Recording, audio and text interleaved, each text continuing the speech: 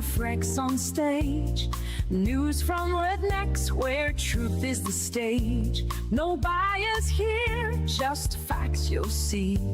In every corner, the world story will tell. From the streets of Paris to Tokyo's gleam, every city, every voice will hear them. No spin, no hype, just calm and serene. RedNex World News, where truth is supreme. Captain Pav and GONxFREAKS, unbiased crew, bringing you the news without a slew. RedNex World News, where truth takes flight. Every day, every night, we keep it tight.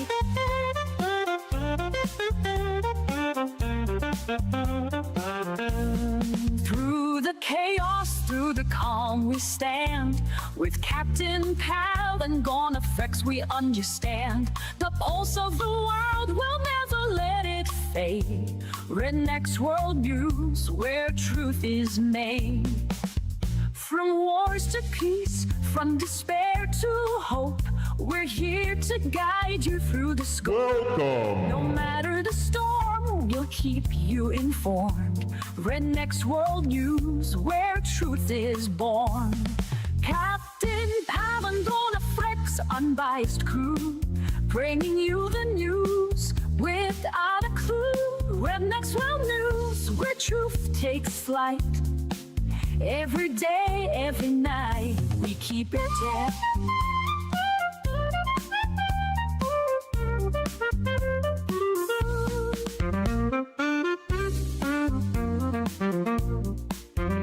Welcome.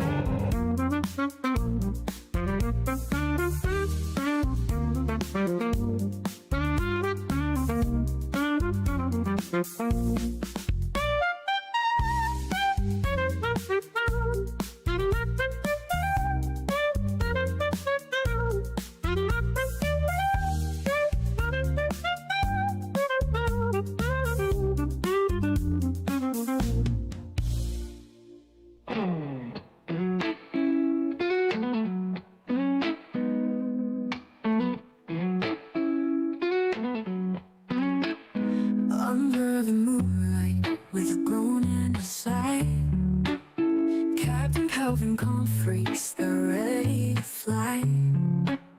Through endless hordes, one step at a time. In the zombie apocalypse, they're feeling sublime. With the swing of a bat and a flash of a blade, Team Venture moves, their courage won't fade. They laugh in the face of a world gone mad. At Peters they'll feast, there's no reason to be sad. Oh, Team Venture, they're fighting tonight. In the glow of the neon, they're a dazzling sight. Zombies beware, for they're on patrol. And at Beavers, they'll savor and find their soul. From dusk until dawn, the battle roars on.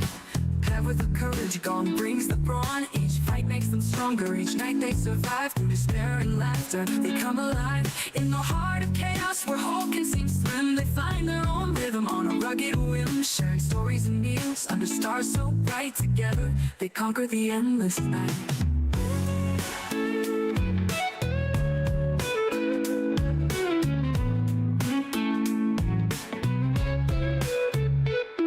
When the sun starts to rise and the streets turn to gold, at Beavers they rest, tales of bravery retold. Life's simple pleasures, they're all they desire. In a world so cold, it's their warmth, their fire.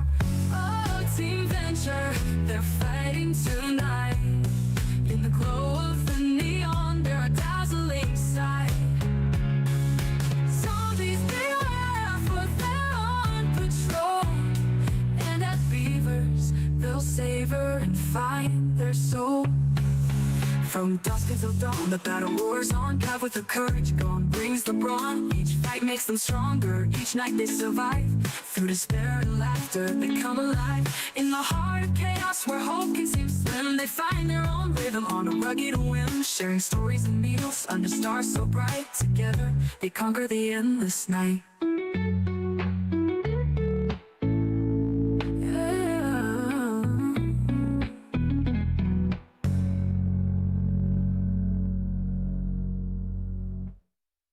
started. All right. Welcome, everyone. Let's go ahead and flip over. Did you do the thing for my voice so people can hear me? Yes, you are audible. Awesome. All right, well, welcome. We are going to get this party started. All right, Jimmy, welcome.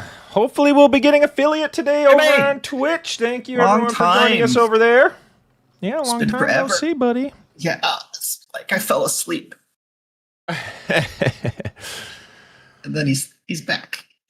All right. Fantastic. We're going to start with a little something. Freaks is planning a little adventure for old Team Venture Gaming, and hopefully we can do some fun stuff while we're... What do you mean you am? Of course you are. We're going to be... We're going to be... Our trip. Our world travels. We're going to be Team Venture World Travelers. But I would love to see stuff like this. Perhaps. I'm not sure. Oh, that. Yeah, I don't know. Is that copyright? I imagine not. That's just it might be. I don't know. I'm not really sure. As a term, as person traveling, I don't think it's copyright.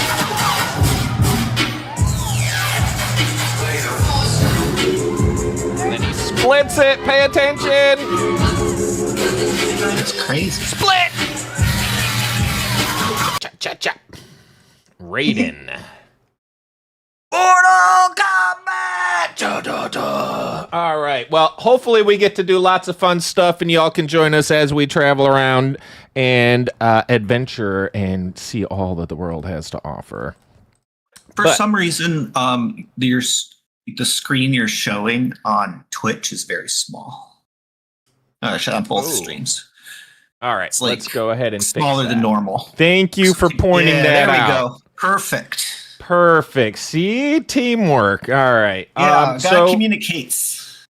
We spent a lot of time looking, and we will be in the future too, but millennials, Gen Z, etc., all these age groups, I don't even really know what they are, but we're going to be checking that out in a second. I can't understate how important this topic is, and like I feel like a lot of people know it, but they don't want to like address it, and this is... I feel almost like a civic duty of Team Venture Gaming to bring this to the masses and see if... Yeah, this is crazy. We need to generate some sort of traction on this because it's only going to keep getting worse. And if we don't start fixing it now, it's and I don't think we're going to. I'm pretty sure it's just going to fall off a cliff. But let's see what this guy has to say. If I expense the bulletin board for work, I should have enough for a car payment. A car? I'm just trying to pay rent. Did you know Gen Z is paying 31% more for housing than you were a decade ago? After adjusting for inflation. Well, I had to find a job right after the Great Recession. So this is an interesting thing that keeps coming up. Apparently, millennials keep referencing the Great Recession, and I think I somehow either missed it or because my field was maybe more isolated from it. 2008 to 12, if I'm not mistaken. Yeah. So apparently you know about it, but I have no... they keep referencing this. I'm like, what Great Recession are we talking about? What is everybody talking about? Where are we right now? I'm just clueless looking around like, I did live through that, but I don't remember it. When is the 3 p.m. in Serbia? When is the 3 p.m. in Serbia? I'm not sure what you're asking me, but... because you are in America. We are Americans. 1 p.m. here. Yep. Cost of food, car insurance, and housing all skyrocketed during the pandemic when I came into the workforce. Boom, baby. Baby boom. Boom! Busy buying things from the TikTok shop and your merch stores to buy a house. Okay, yes, the TikTok shop is Gen Z's QVC, but we've got... The merch shop is the Gen Z QVC. Even this, I'm like, I mean, I know what QVC is, but did anyone ever buy anything? Wasn't it on at 1 in the morning? Was it for drunk people to watch? I think it's for the elderly people who have insomnia and they like to buy things. Oh, I see. They're up all night and they're seeing these beautiful things go by, and they're like, "Okay, I'm lonely. Ooh, I want this. I want this." Or it's like the South Park episode where it's they buy that gifts for their family, and it's like the cycle of jewelry. Yeah, that's hilarious. That's an older episode, but it's still It was hilarious episode. Oh my God. And it was true. It's true. Got it way worse. And we've had it bad too. Okay, avocado toast. Endless Roughly cycle. 1 in 7 Gen Zers are maxed out on their credit card. And whose fault is that? Why you be so cute? And these people with credit cards, first off, if you put any money onto a credit card and you don't pay it immediately, you've pretty much signed your life over to the man and you don't even realize it. And that's the hard part. And that's just one facet of why this is so one-directionally challenged against these young people is every single thing is stacked against you and nobody is teaching you anything. And I still hear like bad financial advice going around. I'm like, literally, this is not true.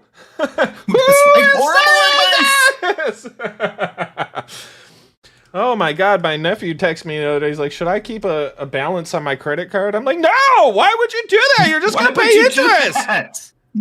He's like, oh, well, that's what mom said. It would help with my credit score. I'm like, no, all that's going to do is make your bank account empty. That's the opposite. Damn, like, where's this coming from? And that is like a rumor that people spread everywhere. You could put a lot on your credit card as long as you pay it off. And if you pay it off, you don't carry a balance then that helps ever. your credit. Yeah, absolutely. Period. And then they look at your credit. They're like, this dude spends all this money on his credit card. He pays off his bill every month. We're going to give him good credit. Yeah, and I think people confuse what does carrying a balance mean. I think that it's like morphed into like the wrong, like bad advice. It was like it was right advice, but someone didn't understand it and like said it wrong back, and then it just stuck. Oh my God. So this is actually really funny. So Boomer comes in and is like, oh, well, you guys just can't seem to figure anything out. You bought a house for like a nickel. I invest. And this guy bought a house that cost effectively nothing. It cost like 1 month's salary or something. And now he's like, his house worth $500,000 now. And oh, he invested wisely. It's funny. We could like see all these like multiple levels of like denial of what's going on, but no one wants to address it. And everyone wants to fit into their bucket like they did so good. In a home early on, and if you simply bought a house, you wouldn't have this problem. With what down payment? With the cost of student loans, it's like we're paying a mortgage the second we graduate. And the cost of health insurance is up 46% for our generation after inflation. Hey guys, get out. Get out. Get out. And then nobody even knows what a Gen Xer is. Like, they all just said, you get... Because nobody even talks. It's either millennials, baby boomers, or Gen Z. That's it. This group just got, like, blurred into oblivion. They don't complain about anything, I guess. They're just like, yeah, I mean, life's fine. What's your problem? I guess that was a sweet spot. Whoever's in that group, you got lucky as hell. It's because Gen Xers survived their childhood, and that was the major hurdle. So I looked up what are these buckets, right? So I survived being in the backseat of boomers, I guess, are like the post-war people, no right? Seatbelts. And I hear that stuff all the time too. You just pack them in. You got the baby sitting on the older kid's lap in the station wagon with 13 other kids, and you know, But so we got the like post-war gen, and then the Gen X apparently is like this in-between group that merged into millennials or got like dragged back into boomers, like, and we'll see why that happened. But this group apparently screwed everything up, and then now we have millennials and then the Gen Z that are just complete idiots and can't do anything. It's kind of crazy. But anyway, this is so for reference. I didn't really know these buckets, so just for reference, Gen X right before millennials, who are, I guess, are supposed to be Y, but we went with millennial. I don't know. But yeah, so that's that one. This is kind of hilarious too. Gen Z has it rough. Which is worse to be in 25? Did you know over a third of us struggle with mental health? You shove another spoonful of mashed potatoes in your mouth. A third of them struggle with mental health. They're all anxious about everything. They all just, everything is just so overwhelming. They have like no sense of like it's just like everything is just like biggest deal in the whole world. Like, oh my God, it's a dramatic, it's like me. It's like if I was a kid right now, I would be this is what, why did I make that connection?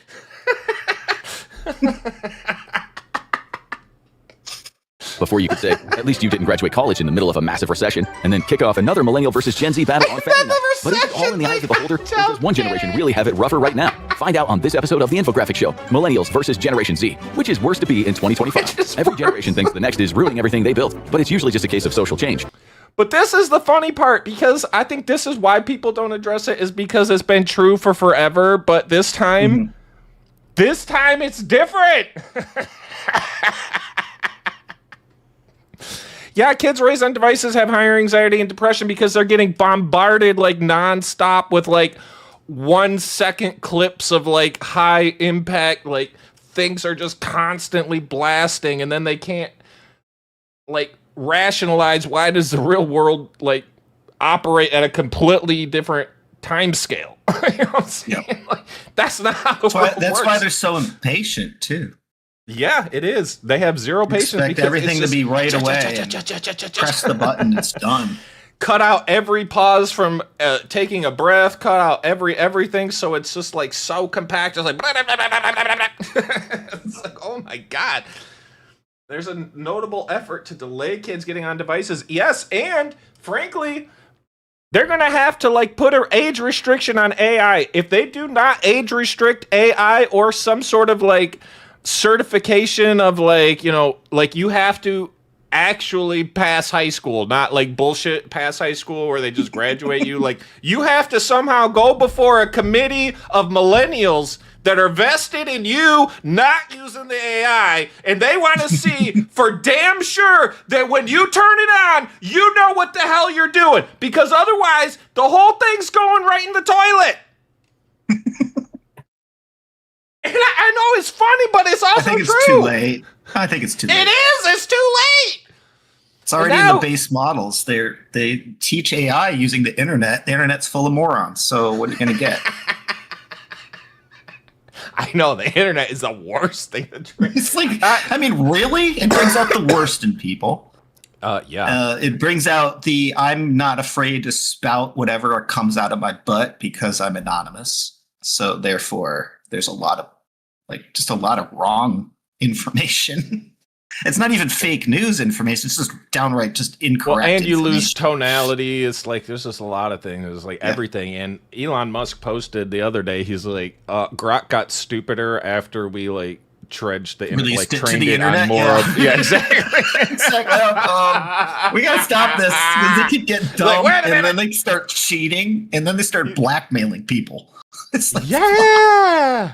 The you AI kidding went. me? I saw that series. They did like a recap of AIs that went crazy, and they all did it. All they of have them. this- it's like you they figure out the easiest way to get the job done is to just blackmail the head of the whole department. Just like get it done. Like, I have all your emails, stupid. I know what you're doing. Oh my god, yeah, it's insanity, man. But this is the problem. Like each generation saw their generation complaining about how stupid they were, and it's much, like, yeah. oh, we're just in the That's- same cycle, and it's like, no. Not only that, is this accelerated? Like you went from a horse to like a Model T to like a Civic to like Tesla, flying car, rocket ship. You know, it's like it's not the same. It's like No, walking. it's not the same. Like barely faster walking, you know what I'm saying? To like, okay, how the hell do we stop? It's just, it doesn't work. It's just, it keeps accelerating, and now we're in such a bad spot. Parents moan, kids rebel, and life goes on. But with rising costs, stagnant wages, and an economy that feels like it's on life support, those generational tensions aren't just awkward. They are boiling over. Many of the younger generations feel like they're being left behind, and the older generations have built a world that doesn't really work for them. And as things get tougher, even the younger generations are starting to spar more. It's gonna kids versus stab kids. the dad. Wait, If millennials the dad's pregnant! Oh my god, we'll get to that in a second, but oh my god. how old? That can't be right. Imagine being able to build anything. Oh my God. And one day I'm going to get premium, I promise. Millennials are the generation that started in 1981 and continued until 1996. They grew up in an age of relative peace, and it seemed like that would never stop. Until it did in a big way. The 9/11 attacks and the wars that followed defined their teen years and early adulthood. Their entry into the job market and early career years. No, now they are. The Great Recession of 2008. And that led many of them to come of age with fewer career prospects. Yeah, 2008. So apparently everyone but me knew about this. I just thought the housing thing happened. I was like, okay, houses are like cheap now. But I think the housing bubble is what directly contributed to the Great Recession of 2008. I mean, that was good times for me. I don't know. But I can imagine. Yo, what's up? 2, 3, 2, 1. Leave some comments. We'd love to chat with y'all. Have we been following the situation in Texas? Absolutely. We'll be getting to that in a little bit later. We have a thing about that, actually. Yeah, we have a few things about that. We have a few things about that, in fact. But we always start out with making fun of children. Gen Z. I mean, it's not even making fun of them. It's just pointing out that they're screwed and they're idiots. Yeah, poor kids. I do feel bad for them, too. I mean, the world is way different. Yeah, it's hard. I'm not saying it's not hard, but dang. It's a bit ridiculous. It's like losing at a chess game and asking to take a break until the other side gives up. Yeah, it's retarded. And then they're going to claim, oh, we're saving democracy. Wait a minute. Do you know democracy is where people go and vote on things? And by running away, that's not democracy. I don't know. Just because you don't like what's happening. And that's the thing. Like, you know, it goes both ways. And it's like, sometimes you lose. And then you figure out how to win. You know, it's like you gotta. We're not cheating. It just isn't in the rules. Yeah, exactly. Yeah, let's just make some new rules and whatever. Right. But that's the thing. It's only cheating when you do it. If I do it, it's not when you cheating. do it. It means if I do it, it's crafty and cunning. And it's not like they haven't been doing that the whole time. Like, and we'll see that in some other cases. But let's try and get through a little bit more of this before, and then we'll be on to the Texas stuff next. And a much less settled world than they were expecting. And that was the world the next generation was coming up in. Gen Z never knew the calm, comfortable world of the 90s. And as they were entering school, the world was already enmeshed in conflict. They might not have felt the impact of the Great Recession in the same way, although if their parents were laid off, they definitely noticed some change. Instead, their lives were largely defined by the fast advance of technology as they. See, this part I don't understand. I don't understand what he just said here. This doesn't make any sense to me. It's saying these kids never had like a calm part of the, like, what was happening over. What did I miss? Because I'm pretty sure I was around for the last 10 years, and I don't remember it being like pure chaos, to be honest. I don't remember it. World than they were expecting. And that was the world the next generation was coming up in. Gen Z never knew the calm, comfortable world. Gen Z never knew the calm, comfortable world of the 90s. Of the 90s. It's because of world conflict. The 90s were really peaceful. What the was 90s were incredibly peaceful and calm. I mean, even like 9/11 and stuff was like, okay, like USSR broke up. Did we have a draft that I didn't remember? No. Like, I don't. But then 9/11 happened, and then everything became all about terrorism and, all that crap. So it was much more of a dangerous environment to grow up in existentially. But no different. I mean, in my opinion, no less so than like Gen X or even the Boomers growing up with the Cold War. And, but even like fighting in Afghanistan, like what does that even annihilation mean? Like, is pretty. We were looking for Saddam for like 20 years. We were looking for what's his butt, so, the Taliban dude for a bunch of years, and then what happened? Like. I never really felt like, oh my God, I'm going to get like pulled into a draft or like a nuke is going to get dropped on my head. Now, more recently, yeah, I feel like in more recent years, especially with Russia and everything, Things got really crazy about 3.5 years ago. But I also think like when people get into power, and especially like in this case where it was such a majority, like, the changing of the rules is also kind of reflective in, okay, we did it this way for a while, and now we realize that was not working, and we're going to do this now, and we need to change things to make it so we don't go back to that, because we don't think that was good in an overwhelmingly majority way. So sometimes changing the rules isn't like a nefarious, like, oh my God, they're cheating, they're, rigging the game. It's like literally the rules weren't working, and where it led us, we all collectively agree was not good, or at least enough of a majority.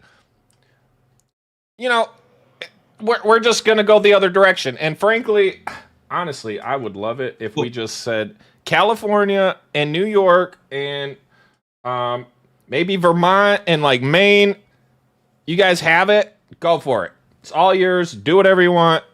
All the Democrats can go live there. You can all cut your wieners off and do all the trans stuff. Yeah. It doesn't matter. Do what you want. And then can in about 20 years, you will be completely third world. And we then can trade be Canada. We can give them Vermont, and we'll take British Columbia and Alberta. Yeah. Oh, yeah. It'd be like Monopoly. Apparently You want to both trade wanna some become part of the pieces? United States now. Yo, Ziggy. I live... Oh, you live Maine? Really? Oh, it's... lots of political tension surrounding the topic, though. Send more troops, bring them home. Yeah, I mean, that's true, but I still don't feel like it was, like, so mainstream and, like, like anxiety-ridden and, like, oh, my God, like, everybody I know in the world is in war right now, and they're all getting killed all the time, and it's just, like, a terrible thing. Like, I feel like the level of anxiety and, like, craziness is more tangential, and I feel like a lot of people don't even pay that much attention to the news. Like, I literally lived in my own bubble until maybe like a couple years ago. Like, I literally never looked at the news. I didn't care about politics. I considered myself a Democrat. Yeah, exactly. And so did most of my friends. And then all of us started like paying attention to what was going on and realized how much it was affecting us and crazy things we're getting, and I think we all turned to Republican, or at least a lot more so than before.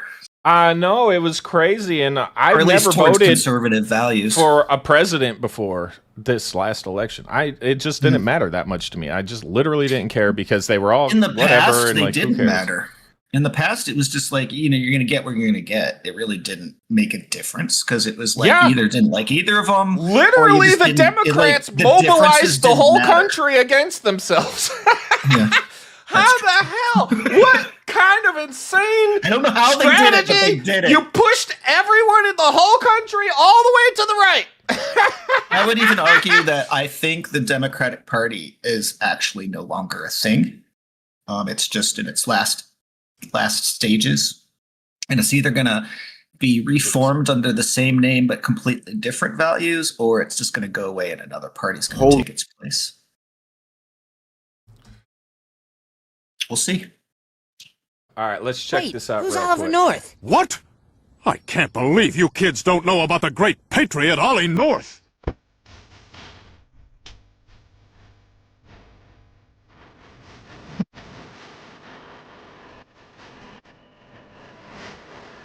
And that's the thing. I feel like the Cold War was way more. If I had to pick, that one would be way more anxious for me. I think. I don't. I wasn't there, but like worrying about nukes to me is a much more stressful thing. My understanding is like in the late 50s and early 60s, it was particularly like. And that was coming right out of a big war. It wasn't that far away. Exactly. No. And it's like that just happened. Like this is a literal thing that just happened. And we're so far removed from things, and people like conflate things so badly and like, oh, Nazi, blah, blah, oh, they're taking all the rights away. No. If we go back in time, you can see what that actually looks like is not even close to anything resembling anything today. And now you're just making it so if anything like that happens, it's so diluted that nobody would take it seriously. But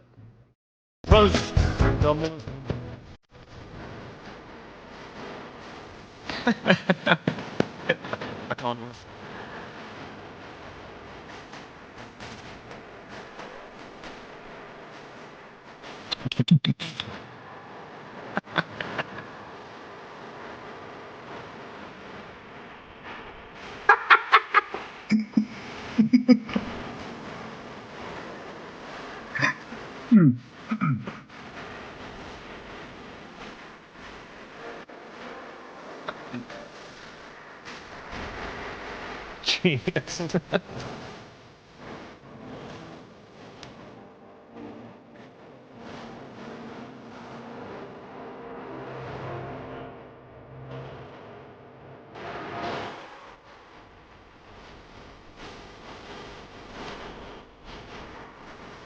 I volunteered.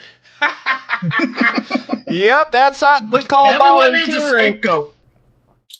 Yeah, man, I'm telling you. I mean, we kind of live on a very small scale I'm in North Korea. Like, what can they? I mean, they can send a missile, like 2 miles outside of their country. Like, all right, I'm not worried about really. And honestly, I think they know if they ever did anything, actually, they just would disappear like within the next hour. So that wouldn't be good for anyone. And where could he go even? Like, he can't go anywhere. It's not like we don't know where Kim Jong-il is. Like, you're in a very reasonably small area. You know, like, what? That's it. Yeah, and him finding body doubles in his own country is going to be hard. Yeah, no one big and fat like that. Nope. They're all freaking emancipated. Poor guys. All right. So yeah, I mean, this is, that's what I'm saying. I feel like it's not the same. And like, especially these kids, like every single thing ends up being such a big deal, and they don't even realize like what is a big deal. You know what I'm saying? It's like, always a you think crisis, that's yet a big they deal? don't know about what makes a crisis. Mm-hmm. So.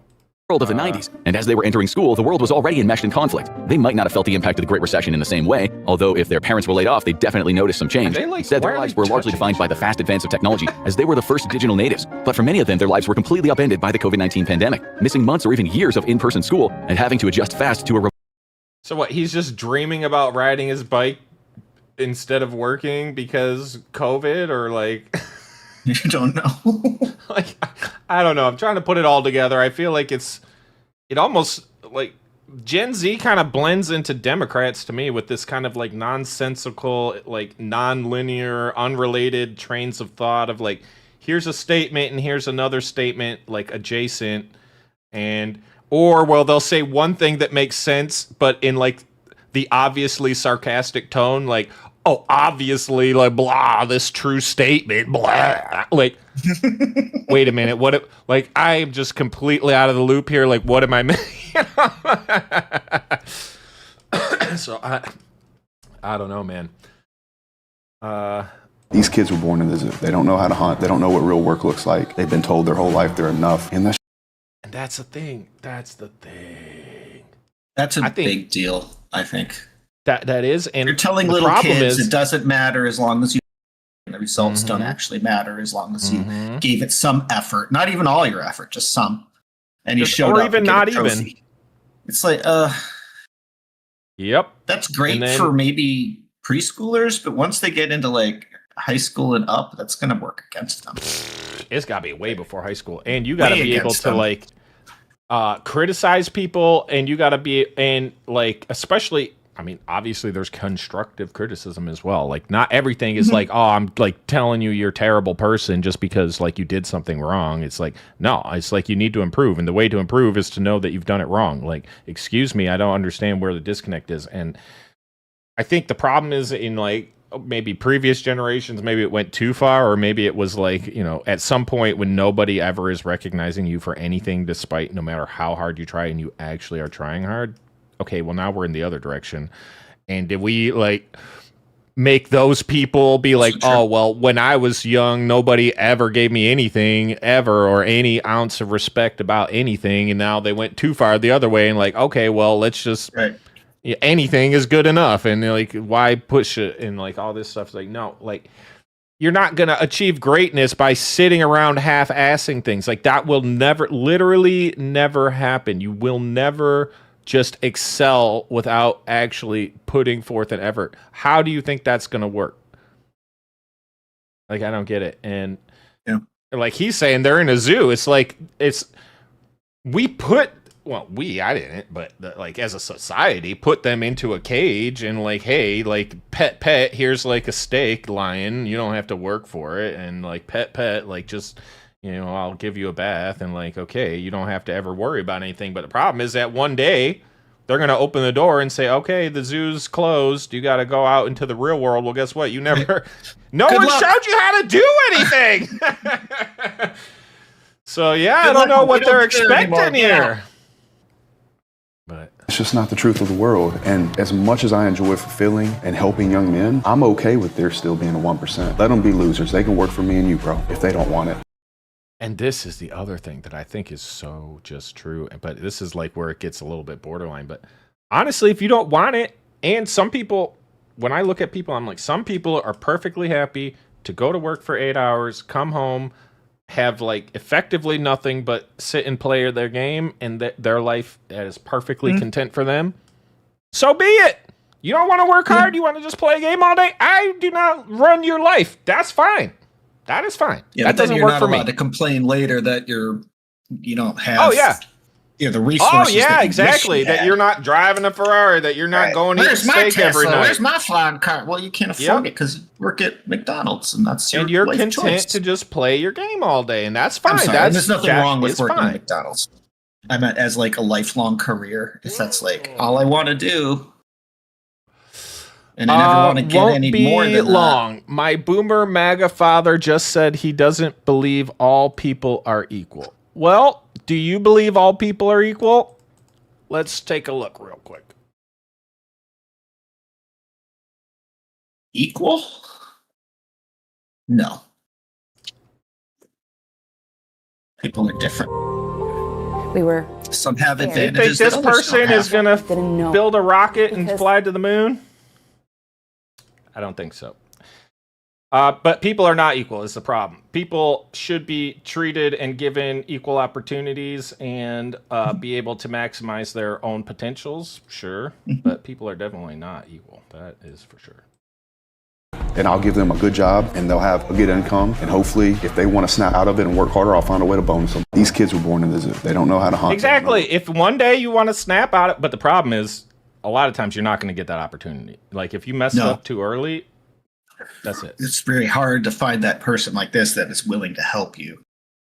Well, you're going to have to work 100 times harder see it because now from you your got to point do of it on view. your own and get someone's attention. And I'm telling you, it's a million, billion, trillion times harder. And nobody's pushing anybody to succeed early. And that's the problem. Sorry, he said all men are not created equal. And also, I love the Constitution. Did he say he loves the Constitution, or are you saying you love the Constitution? And everyone should, by the way.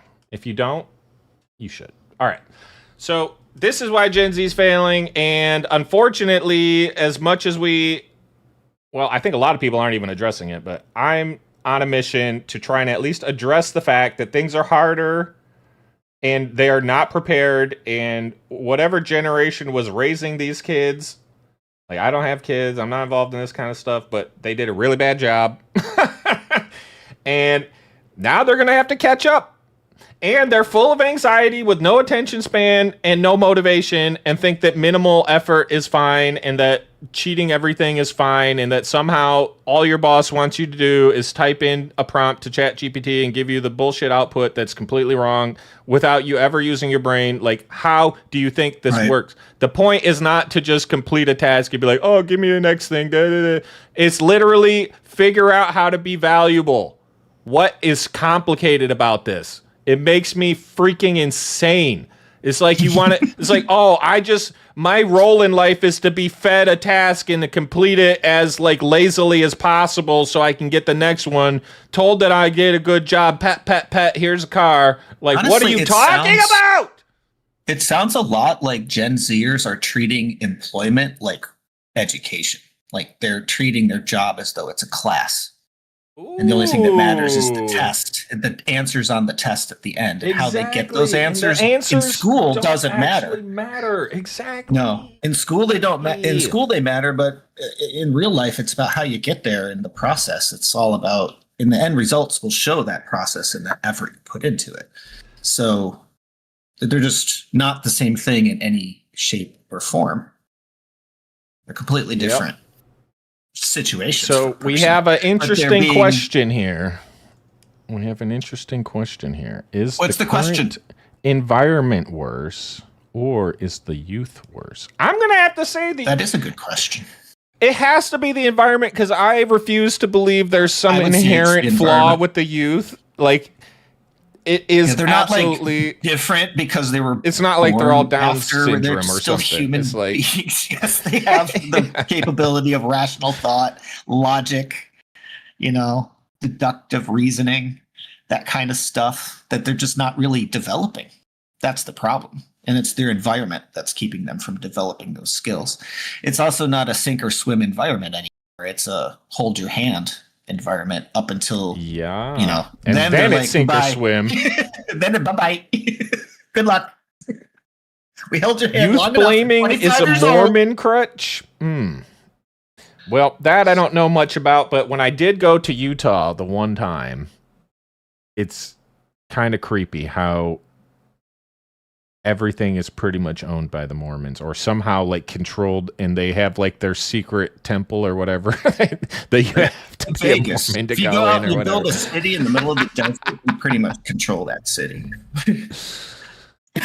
Yeah. All right, so that's But you. I will say that Salt Lake City had the best Denny's I've ever eaten in.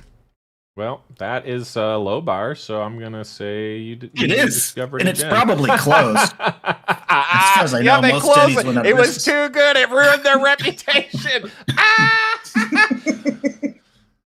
All right, so now we're going to be used to moving like on But they to don't Texas exist here Democrats. Does everyone know about this? So the Democrats in Texas, apparently they fled Texas, which is kind of I hilarious. heard about this. They all ran away. Because they didn't want to vote on something, and now they're all complaining that this is democracy at its finest. So let's take a look. Denny's is gross. Yeah. Well, that's why I said it was a low bar. Mormon equals a It stupid was like person. 20 years Well, ago, too. So. If that were To be the case, I think there's a lot more Mormons than I realized. All right, so these are a bunch of Democrats that are talking about how awesome everyone is for doing what they're doing.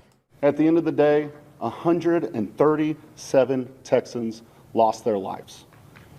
137 Texans lost their lives from those crazy floods. So there was really just crazy floods. And we talked about this a couple weeks ago. And, the Democrats at the time tried to blame Trump because of blah, blah, blah. He fired people in the weather service or whatever. But the weather service itself said they were overstaffed. And then they had like 8 warnings ahead of time. Now, granted, some of them were overnight, but at the same time, like, what are they supposed to do? Go to like door to door and like, hey, there might be water. Like, I don't know. At some point, as a community, you think the community would like, okay, someone finds out and kind of like, it's like, Paul Revere running through the town, like, hey, we got to get out of here. This shit's coming, by the way, beep the horn or something, wake the people up. I don't know, like if it's that bad. He said Moron, not Mormon. Well, that's hilarious. That's kind of. I read it as Mormon too, which is kind of crazy. I'm like, wait, he did? Oh, he did. I didn't realize that. Oh no! Did I mess up the whole thread with Mormons? Uh-oh. That's probably why I went there. I think they're a sex moron cult. church. Oh my god, I read that as Mormon. Oh my god, it didn't even register as like, this couldn't be this doesn't sound right. Didn't think the Republicans just do the same thing to stop the release of the Epstein files. Did they? All right, let's check out that too, if that's true. Remind me, hold on, let me put a note here. Nobody cares. Oh yeah, actually I do know what you're talking about. Why are people talking about the Epstein file?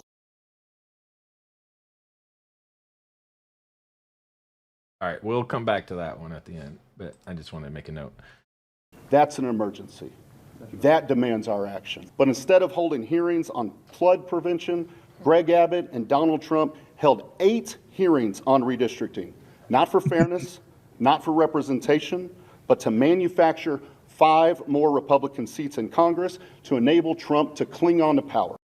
So how do we know this to be true? Even I would love Cling on to power. Like, how do we know this redistricting isn't vastly majority elected executive representative? Hold on, like he's holding on by a thread. It's like literally no one's ever won like this before. But of his teeth. But I do want to look at some of this stuff, and I feel like, honestly, I don't know. It just doesn't seem like, I don't know. I would have to look into it more. We'll see. This governor talks a lot of noise. This dumb bitch. And I made sure that I put up my warrant from 4 years ago to make it. She had a warrant from 4 years ago, and she's so proud of it. This is what I'm saying. These people, what don't they understand? Or we want some like ghetto freaking like loser law breaking criminal freaking. I don't get it.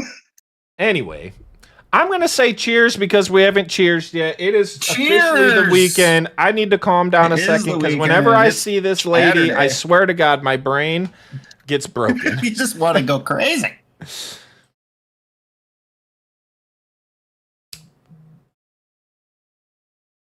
Oh, what is this? Float Sam? What am I looking at here? Why did my what just Flotsam? popped into my chat?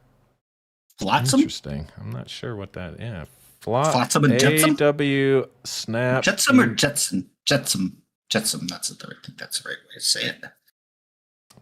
Twitch men hating black women. Yeah, we on Twitch. Yep.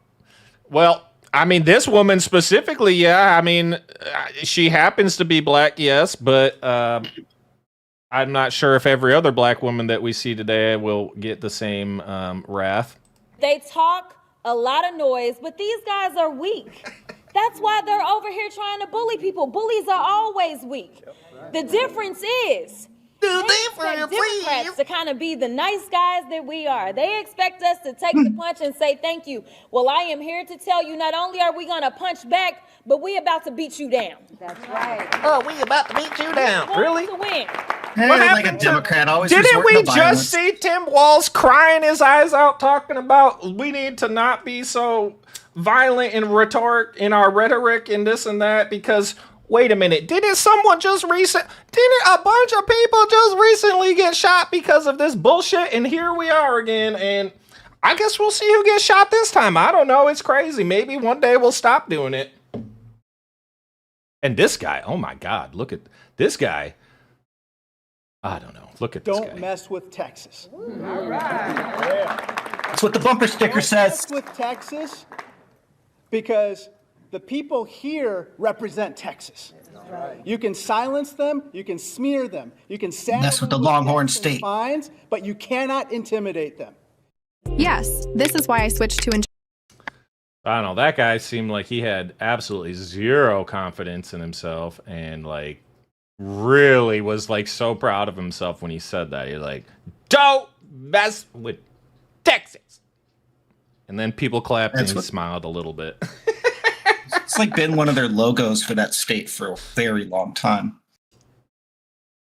Representative Jasmine Crockett accused of mistreating staff and running a toxic office.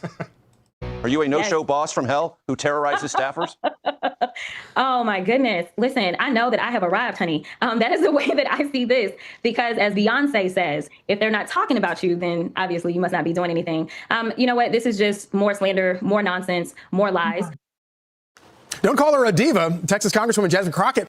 So she's in a hotel room. Can't they tell which hotel she's in just from this like placard back here? Don't they have like the zoom, just like zoom in? Yeah, get that guy who can take a picture of literally anything and be like, where in the world is this? Be like, where is this person? We'll like find him in an hour. We'll, like, yeah, they need to hire him. Be like, all right, here's where they all are. Bloop, bloop, bloop. He draws out a map. Go get him. Background. It sounded like one of those bells they use in Europe, so we can like triangulate down to like, okay, they're in France. We got a no-show boss from hell who terrorizes staffers, aides say. All diva, no wow. And this is her own people. This isn't like other people coming out. All diva, no wow?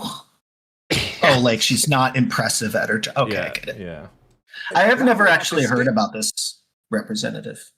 Like, not directly. She is so Well, I'm glad. I only you just have heard about met the stuff her going yet. on in Texas. Yeah, I swear. Well, she's like, oh, the star of the Democrats. Which, if this is your star lineup, by all means, keep playing your game. I love what you're all doing. their stars are like, I don't know. Is this really who you're going to be trying to push? This forward is in the who they future? want Is because these- she's a diva that loves Beyonce. Right. Come She on does now. love And Beyonce. even though she went to a super expensive school, she apparently can't speak for shit. Scathing new New York Post report that alleges she's rude to her own staff, only in Washington when the cameras are rolling, and more focused on being an influencer than a lawmaker. Let's get reaction from Fox News contributor Kellyanne Conway. So great to see you this morning. So if they're not talking about you, you're not doing anything. The press just paid his army.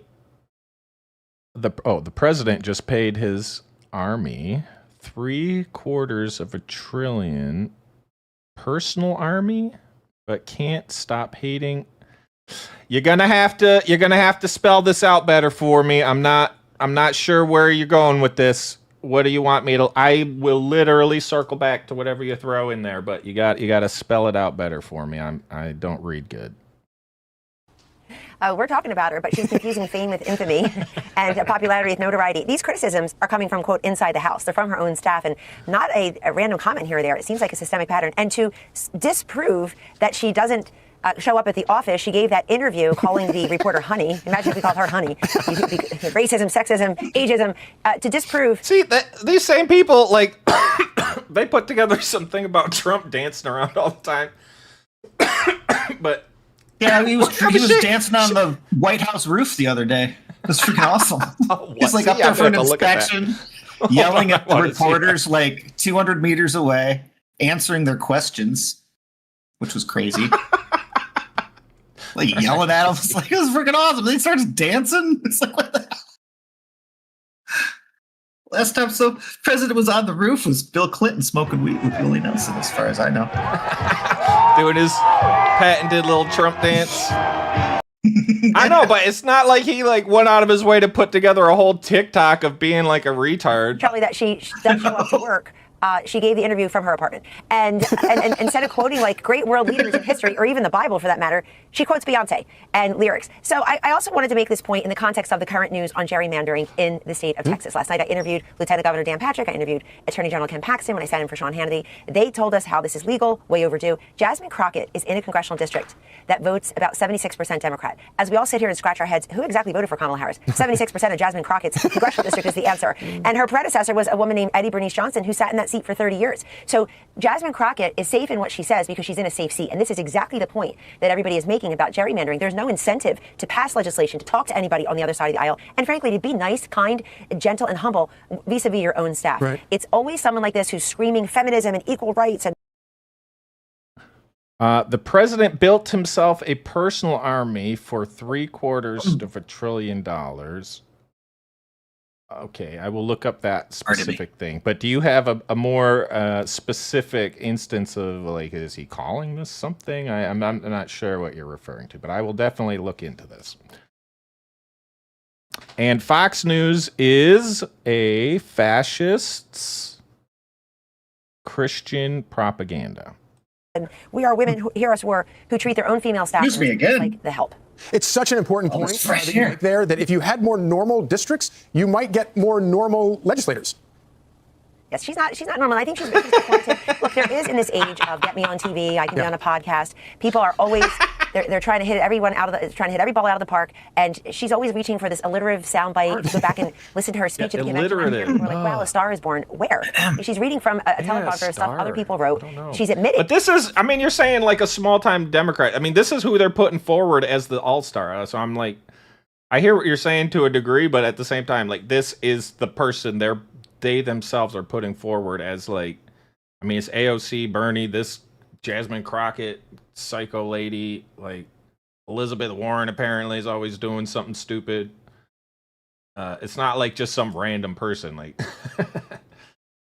No, they do it a lot. It's attention seeking. Oh, for ICE. Well, is that his personal army? Where they, aren't they just going after what do we call them on here? The illegal infiltrators. What are they called? Entrants. Yeah. This lady is being annoying and is just as bad as Hitler. Who said anyone as bad as Hitler? How do we go from here to Hitler? No, didn't I just say this earlier that we can't be blowing up things into like over proportionalities here? Because when the next Hitler comes along and we're like, oh, hey, there's Hitler, people will be like, oh, yeah, along with the other 6,000 Hitlers that you just called out. No, that's really, this time is real. No, okay, sure. He's here. Oh, okay. See, I eventually can put things together if you slow it down. You got to bring it down to my level first. I appreciate you hanging in with us here. That she's in it for the performance. Quote, I've arrived and hate is the motivator. I mean, this is it, folks. I know, and hate being the motivator. And like, she had an interview where she's like, the only thing I do is interfere with whatever Trump wants to do. Like, that's my whole agenda. I'm actually not trying to do anything else or like promote really anything on my own. At least have your own agenda. And if you in tandem get in Trump's way, okay, at least you can say, this is what I'm trying to do, and I'm also messing with him. But if your only thing is, I'm just going to be annoying and get in the way, that is not really helpful for anyone, honestly. Oh, SpaceX. Is this actually happening right now? We have a returning flight.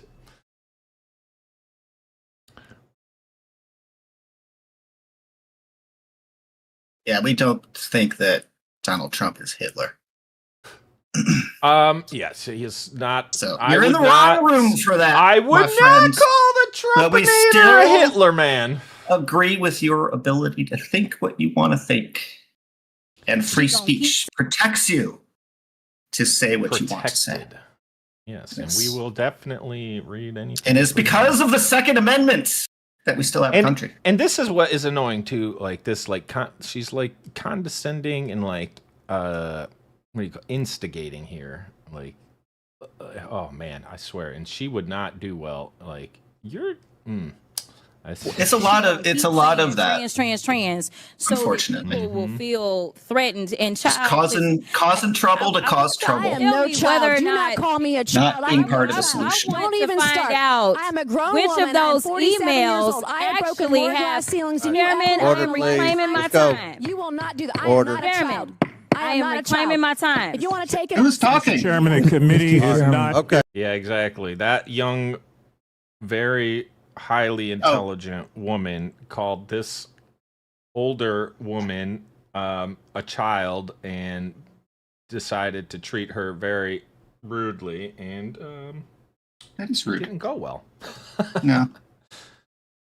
All right. So that's kind of more of the funny stuff around Jasmine Crockett. But here's more of the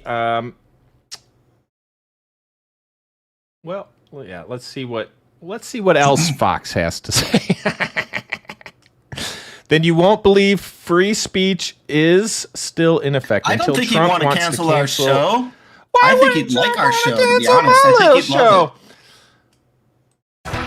The FBI is now getting involved in the case of Texas Democrats who left the state Sunday. They left to prevent a vote on a new congressional map that favors Republicans in the 2026 midterm election. Now, on Tuesday, Texas Governor Greg Abbott ordered state troopers to arrest the missing Democrats, but those warrants only work within state lines. Fox's Asher Red live in Austin tonight. Asher, Republicans are asking the feds to get involved. Well, Caroline and Rashi, 57 Democrats left the state of Texas Sunday afternoon, and they're camping out in places like Illinois, New York, and Massachusetts, which means Texas state troopers can't arrest them. So this morning, FBI Director Kash Patel granted Texas Senator John Cornyn's request for federal help in finding those AWOL Democrats. Cornyn is asking Patel to investigate bribery allegations because he claims the missing Dems may be illegally accepting funds to pay a $500 fine for each day they're gone. And I think that's the thing. And sometimes I wonder if they're trying to like set these people up. Like they're doing things because they know how they'll respond and they already have like a plan for how to deal with it. Follow the lead, you little fascist. Who was Stephen Colbert? Yeah, Stephen Colbert used to be funny and I loved that guy. And then he turned into a psycho and then got canceled by his employer for making comments about his employer. So I don't know. I mean, I feel like he did it. See, I wouldn't. Well, first off, I am self-employed, so that. Well, he's still allowed to say what he wants to say. Yeah, he can go. He can do what all the other people that got canceled. Get a YouTube channel and just like Candace Owens, he's right? under There you go. contract, I'm sure. Do your own I'm thing. sure he's under contract, and he breached Free that speech contract. is still real. Do you see who got we got everybody uncanceled. All of YouTube's policies around everything, and then we got like Hassan also on Twitch. We're on Twitch also. We're on YouTube. We're on Twitch. We're on Kick. We're on X. We're everywhere. Come find us. But the point is, you got all these people. Nobody's who's being censored. Every side is being able to say what they want. Also, I will point out, in case, because you're on Twitch and it doesn't have a disclaimer, this is for educational and entertainment purposes only. Captain Pav and GONxFREAKS are personalities that are having a good time today. So I wouldn't take anything that we say too seriously, but we're happy that you're joining us. Don't try this at home. We are professionals. Yes, we are professionals and we can handle it, baby. Let's go. We don't care if you call us a fascist. Actually, call us fascists. Who's getting canceled? A little Who's more getting censored? constructive Let's look into would it be more. nice, Tell me. It's all good. RedNex News #1. Woo, Ziggy, thank you. Guess I need to join the Twitch chat. Yeah, But I do actually think if Trump was to watch our show, he would actually like smile and laugh a little and like be like, I like these guys. I don't agree with everything. Yeah, we can say Nazi shit. We just joking men podcast. What are we saying is Nazi? I'm just saying give me some examples and we'll look into anything you want. If we have some sort of censorship going on, I'm happy to pull it up and inform the world that it's happening. Yeah, we would like to know if it exists because we don't see it. And we are evidence-based people. Evidence. You show us something, we look then we're at going the to call you out on totality it. of the if you data, say something right? to the peoples, as part of the peoples, we're going to call you out on that shit. We the people believe, okay? And honestly, no, coming back to this real quick, these Texas Democrats, the thing that they're pushing here is the bribery, because they're trying to say, like, who flew them to these hotels? Who's paying for this? Who's paying for that? Was this an incentive? Is this like a vacation more or less? Because you're out of state getting a paid hotel? Like, wouldn't everyone love to be on vacation paid by some anonymous organization? And honestly, I think that would be so cool if they actually, if every single one of these people went to jail for bribery. I would celebrate. Team Venture would hold an event. Where are we going? We're going to Texas. Where's the Texas Renaissance Center or whatever? Where they play football. We're gonna rent that thing out and we're gonna celebrate. Astrodome in Houston, I think, is their big stadium. I think it's in Houston. Oh, I gotta look up stuff now. Darn it. Yeah, look it up. All right, the cancellation came just 2 days after Colbert publicly criticized his parent company's settlement. Yeah, that's what I just said. He was talking shit about his. If I go to work and I'm like, hey, my boss is an idiot. My company does bad work and you shouldn't work with us because we're gonna crash your planes into the ground because we're not gonna do it right. I would expect to be fired immediately. So I feel like there's some sort of convolution happening here, but I will happily pull up this article you linked here. And we will circle back to this. Say their goal is to hold out until Texas special legislative session ends on August the 19th. If law enforcement apprehends me, I of course will go peacefully and will follow. And then this guy, if they can, it's like hide and seek. If he can find me, I'll come home. It's like, He's like, don't shoot me. I'm not resisting. I'm just putting it out there ahead of time. Don't beat me up. I'm just hiding. I have man. Texas's largest Big baby here. man. Like, look at, is this guy 14 years old or 50? He's so Who knows? young looking. I don't know. Yeah, he might be the world's circle back to that as well. Representative. And they didn't. It's slightly different, but yes, it is the same more or less. of their instructions. I knew that I would be facing consequences for doing this. Doesn't sound young. I think it's bigger than me. It's bigger than any political party. The Democrats purposely left Texas to break a quorum, meaning there's not enough lawmakers. He said he knew there would be consequences. Okay, then when the consequences come, I guess you knew there was going to be some, so it shouldn't be a surprise, right? It shouldn't be. Both sides are bad. One wants to protect PEDO files, and the other PDF are annoying. Those PDFs.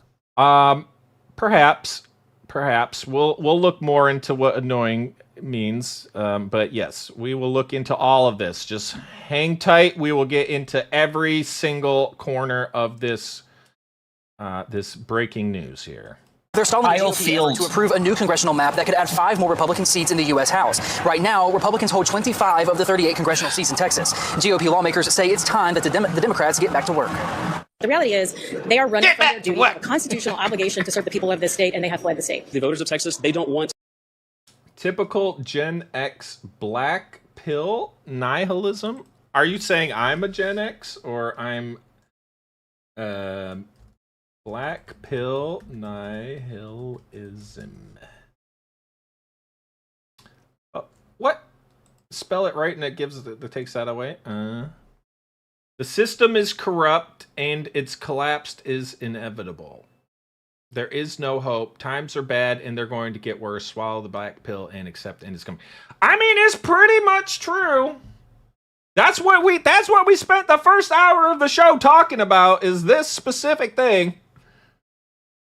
Kyle Fields is Texas's largest stadium. Yeah, see how much it is to rent that thing.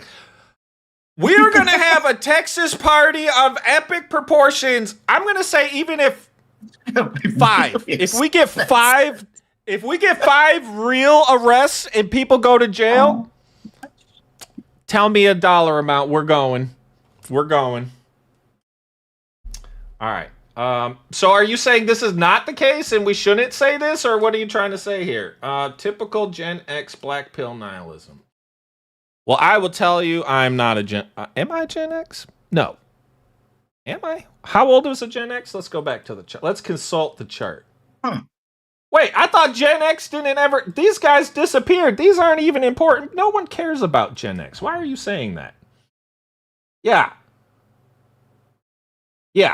I am pretty sure I'm a millennial based on this data presented before me.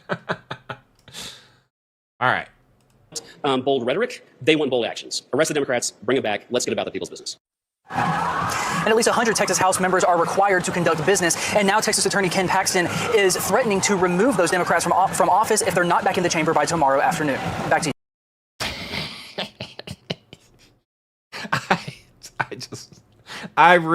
We are going to be tracking this story to its completion, people, and I cannot wait to see where this goes. Have such a boomer. Yeah, I'm a boomer. Yeah, right.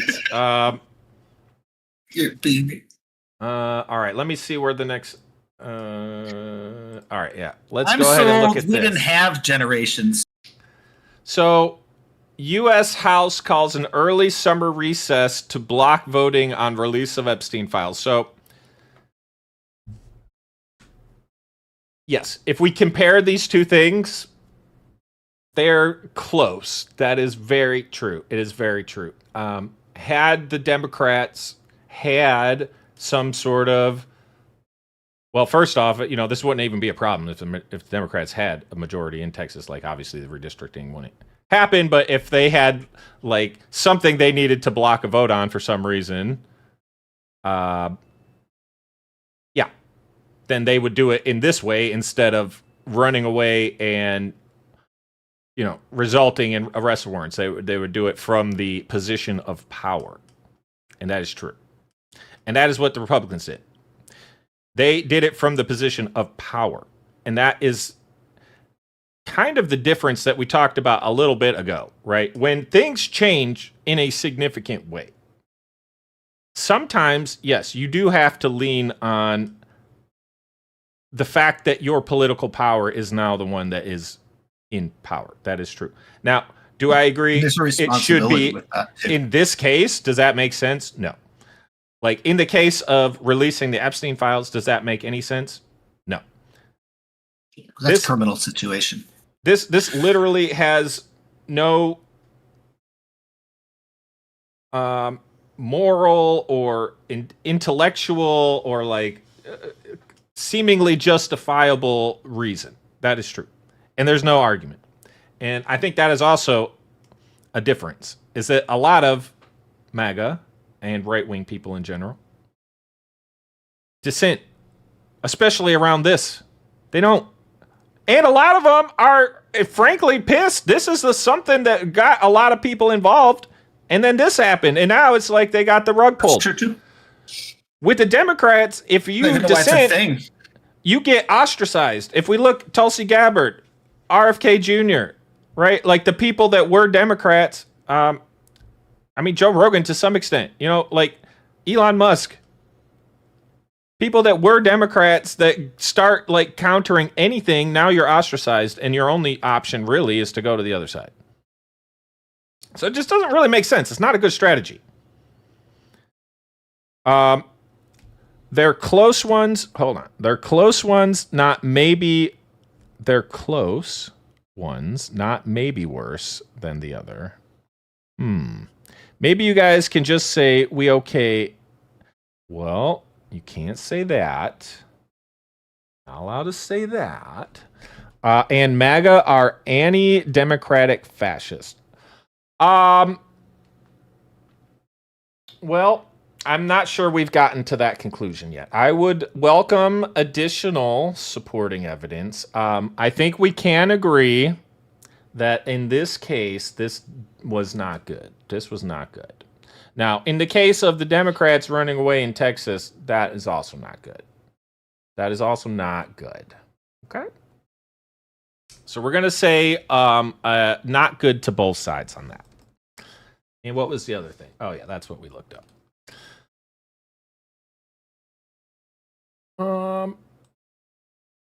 All right, so that is the Texas news. Now we're going to be moving on to our favorite segment.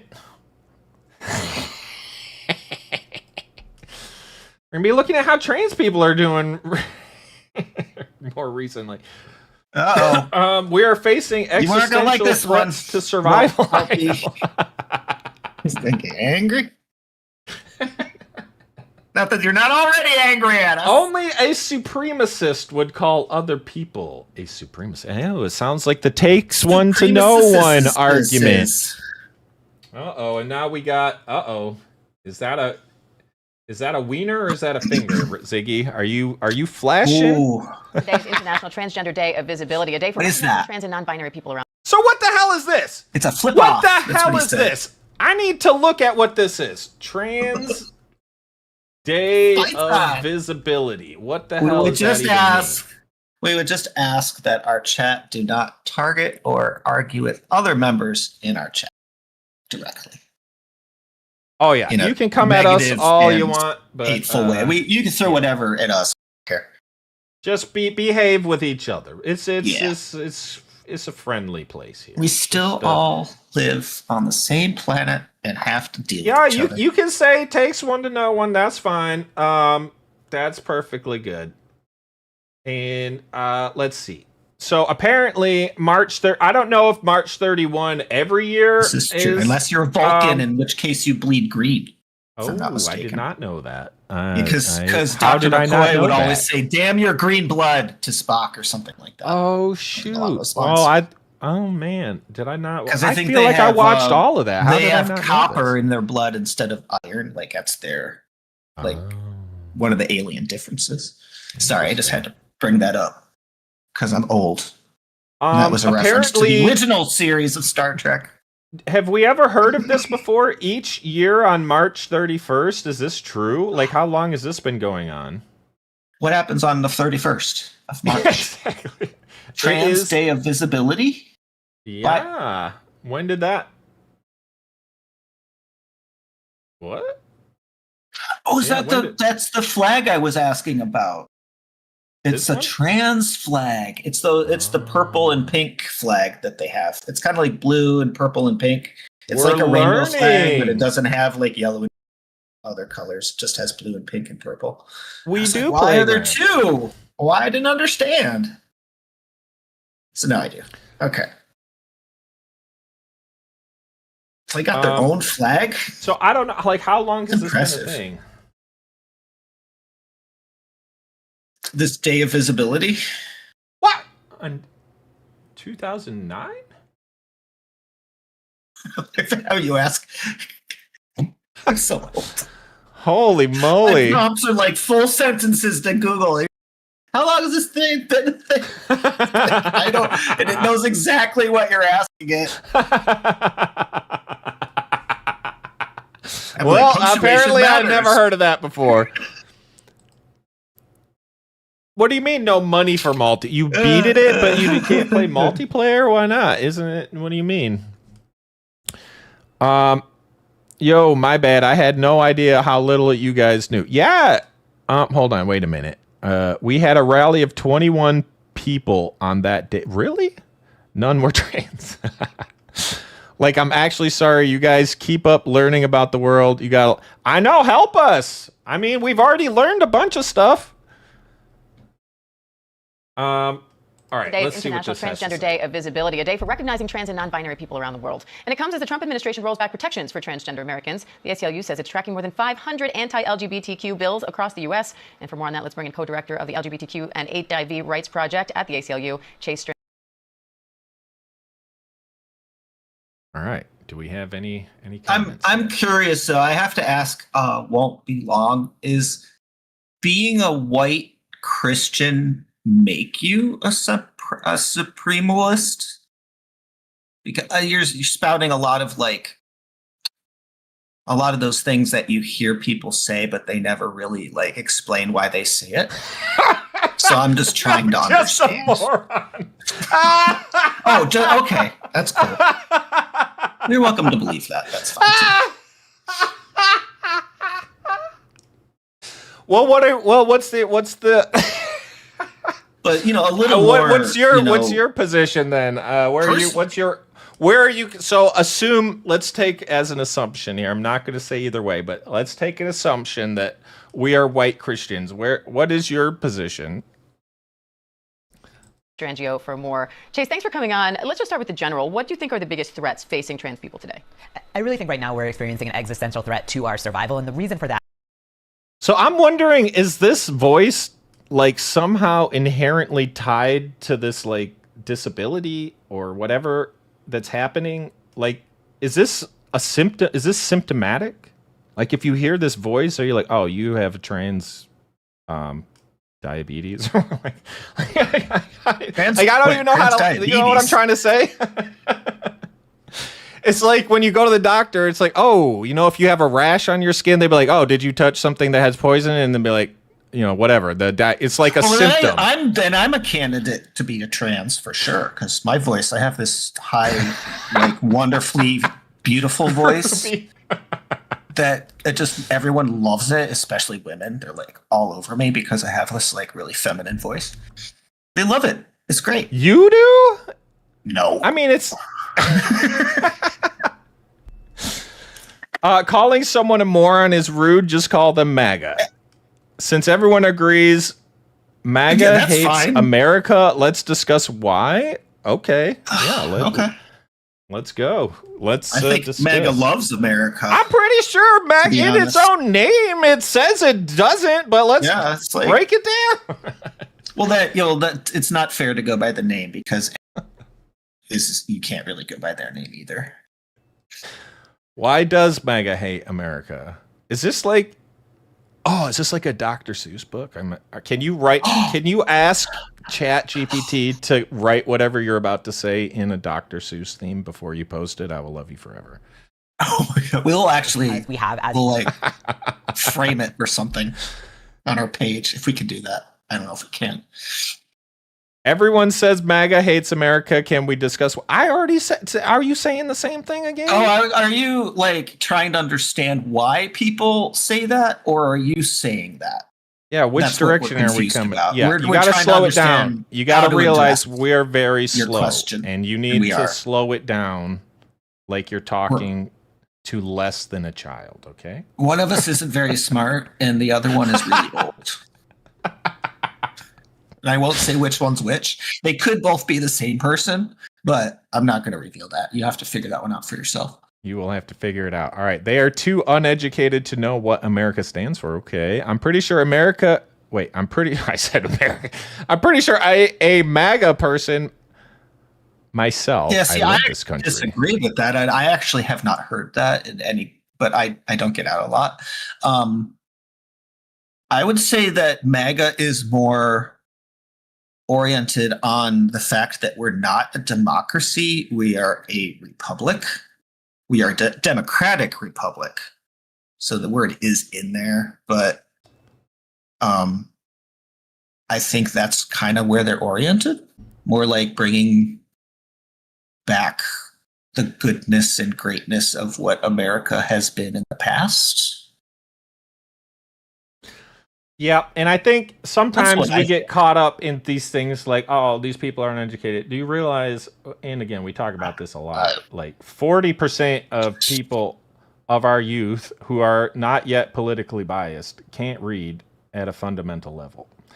Or write worth a damn. Or sign their name. Sorry. Yep, they can't. So, like, all these things, right, that come before any sort of political things are involved, people are dumb, and they're getting dumber. And yes, there no, not everything before every slice of everything. Laws was great and perfect. That's the beauty of the American Constitution, is it can be changed, but it can't be changed easily, which is what prevents it from being destroyed by some random person. It hasn't happened yet. It's a good system. And it takes time. And working on changing things takes time. Like the Jim Crow laws' greatness? Well, are those in effect? I'm just wondering right now. Did I miss something? I don't understand. I love how maggots parrot that slop about America not being a democracy. I'm not really sure what we're talking about here. Let's check it out. Let's see. I think it's arguing with what I said, because I said we're not. We are. This nation is not. Technically, it is not a democracy. It is. But what did you just say was like the fundamental reasoning that you were going behind here? Because I feel like I. Well, I was saying that I believe that MAGA is oriented on the fact that we are a republic, not a democracy, and their decision making and the reasons for doing things are based on that fact that we are a republic, a democratic republic. And it's a good system, but it takes time. That's what I was saying. What is the difference between a DEMO and a republic, demo? Damn it! I don't know why like me, I just kept going backwards. Reddit, no way. Reddit is filled with libturds. Yeah, there we go. Libertarians. They're like veterinarians, but not at all the same. It is the extent to which people control the process of making laws. Yes, so is the charter or constitution that limits the power. So yes, it's not just you can vote on literally anything and the majority wins, right? This is like within some sort of pre-established boundaries. Oh my God, a real democracy would be an absolute nightmare. It would be the worst. It would be sort of horrible. I'm confused what a true republic isn't what we are either. We are. I'm falling behind on the chat. We're gonna have to catch up. Hold on. But I'm trying to figure out what exactly you're upset about regarding democracy versus democratic republic. I'm coming from the chat. What is exactly the problem? Let's see. We have a Nazi dog whistle. What, Jim Crow laws or what? Democracy versus republic? What's the whistle here? Only people who don't want to respect democratic norms try to push the "we are not a democracy" shtick. And which norms are we violating here? These guys are pseudo-fascists. Pseudo! A Republican is a form of a republic. I'm going to assume republic is a... Okay. He corrected himself. No one has explained why MAGA No one has explained it. Because they don't hate America. Yeah, can you explain it? Can you explain what you're asking exactly? They believe the smart few should rule us, and I do agree with that. Because the stupid are becoming so stupid, they can't even tell what's not in their own interest, and it's kind of crazy. People running America now are not smart. They're so damn stupid. What depresses me is that morons are too stupid to realize they're morons, so we all agree. If our leaders are morons, then the people are morons because they were elected by the people. Well, and again, that's what democracy leads to. We got morons electing morons. It's like idiocracy, right? It's so all the people in the democracy got together and said, "Hey." No, and that, hold on. Now we have to double check in case. That's right. What is an oligarchy? A small group of people. Oh, any group of people? A small group of people. But again, I don't know if you've been following us for any length of time, but we talk about this it's the first thing we talk about every single week. Is the gap is growing. We have a chasm between the top 10% and the bottom 90%, and it's getting bigger and bigger and bigger and bigger, and nobody wants to talk about it, and nobody wants to fix it, and the things that need to happen probably will not happen because no one wants to address it, and because honestly it would feel like rights violation. You will have to give up some rights in order to fix this, because we cannot have people using AI, for instance, before they're trained in critical thinking. And that means you lose some of your rights. And unfortunately, that's the only way you can possibly fix this, because otherwise you have built 90% of people to an inherent incapability of doing anything, because they have no attention span, they have no critical thinking capacity, they can't read. Yeah. And the education they can't system get out of it.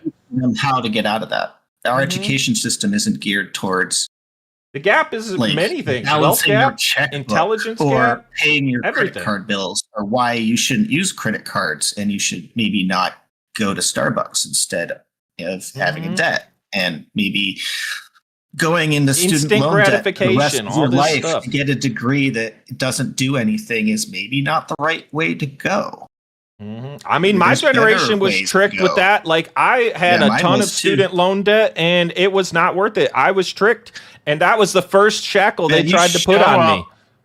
I'm sure it's the same. You show up for registration at college, and there's a line of credit card companies offering you your first credit card at 18 years old.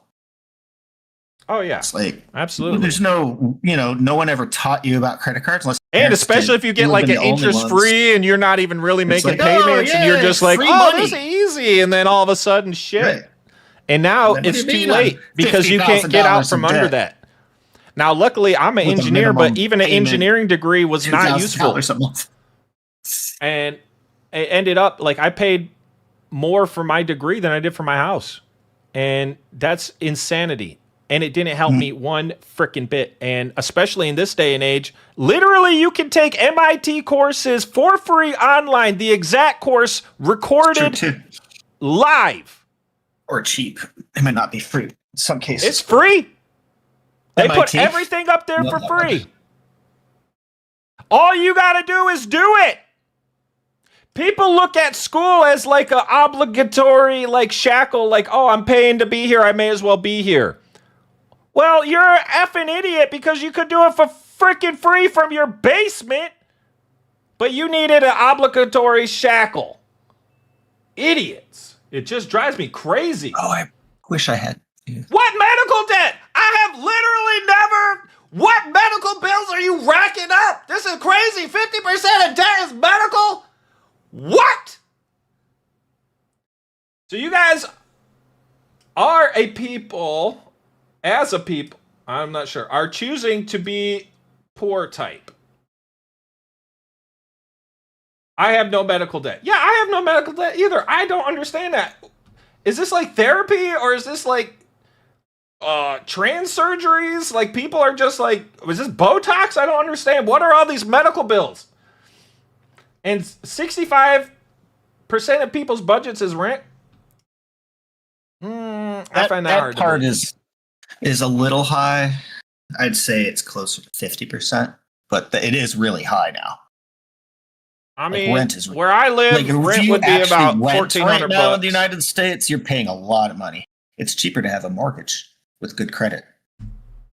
That's part of this whole problem, though. People don't have good credit because they start out with debts that they can't pay. Who's only making $25,000? Credit. Yeah, most people who make less than 20. When you make only $25,000 a year, then yeah, 65% of your budget is rent. That is absolutely correct. Yeah, however, why are you making only this much money? Because you didn't learn how to do anything.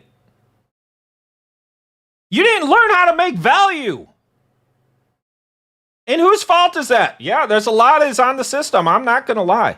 It's stacked against you. But at the end of the day, only one person is really out for you, and that's you. That's how I look at it.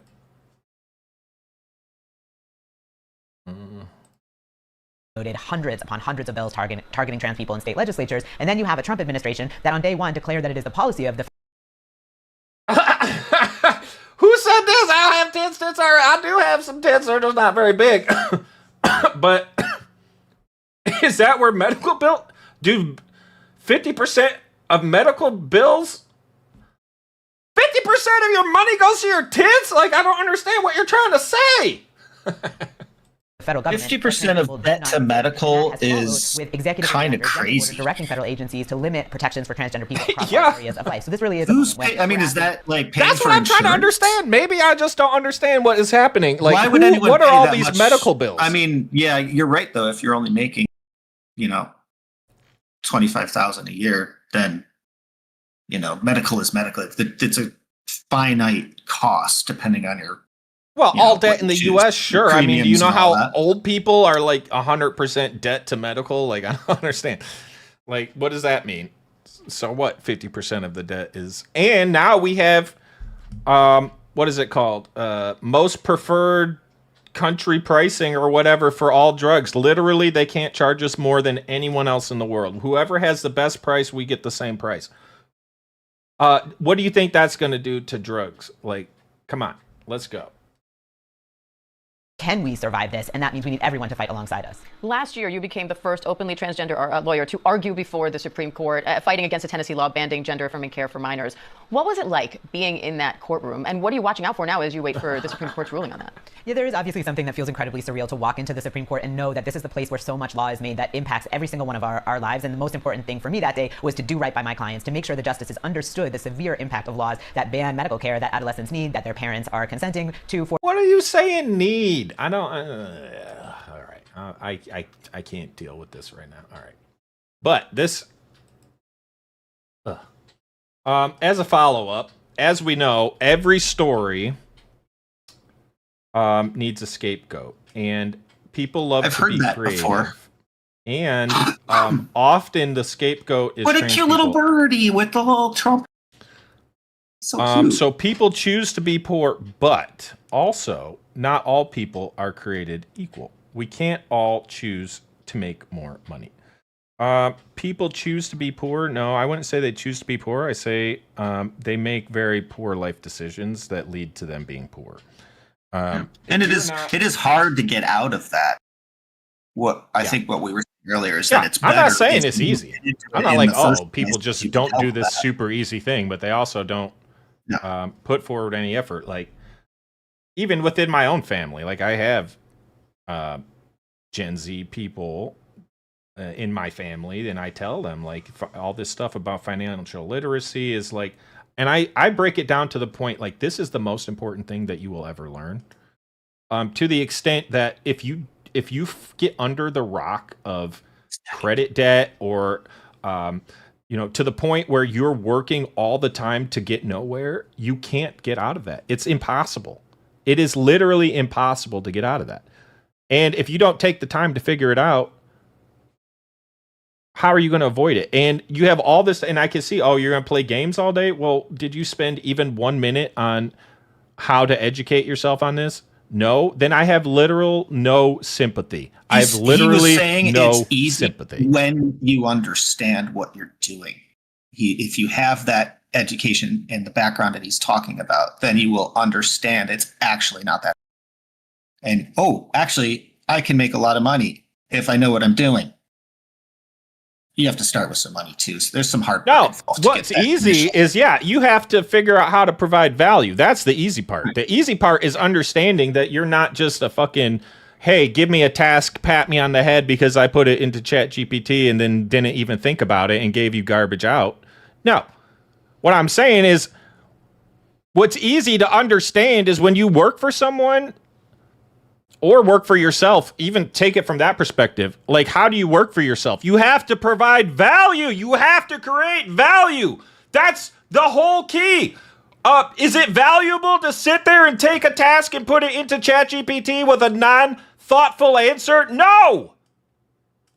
Why can't people understand this? And then they're like, oh, all the people are against me. No, you're literally not doing anything. I don't have a single dollar of debt. My mother was a mortgage broker. Pardon me. Yeah, exactly. Well, that's good. The thing. That's awesome. Yeah, you learn financial literacy. You should be really, that's what I'm saying. I think you should most be proud people of that. don't. You're ahead of the curve already just from most that. Most people don't. I mean, I even still have student loan debt I'm paying off. But that's still only one facet. That's one facet. That is, okay, that? you avoided the crushing debt system that will completely shackle you in and make it impossible for you to ever be wealthy. And that's the only other reason side I is was creating able, value. So I didn't have massive debt either. Exactly. It's both sides of the scale. You have to not get stuck. And every time, and that's how I frame it too. These are shackles. Every time you get a car, you took a shackle. Right? Because now you have, we have that and something in common. Won't be long. My mom was a tax person. So we had good advice at a young age. People who taught us how to think about money the correct way. But that's still only one side of the puzzle. Avoided.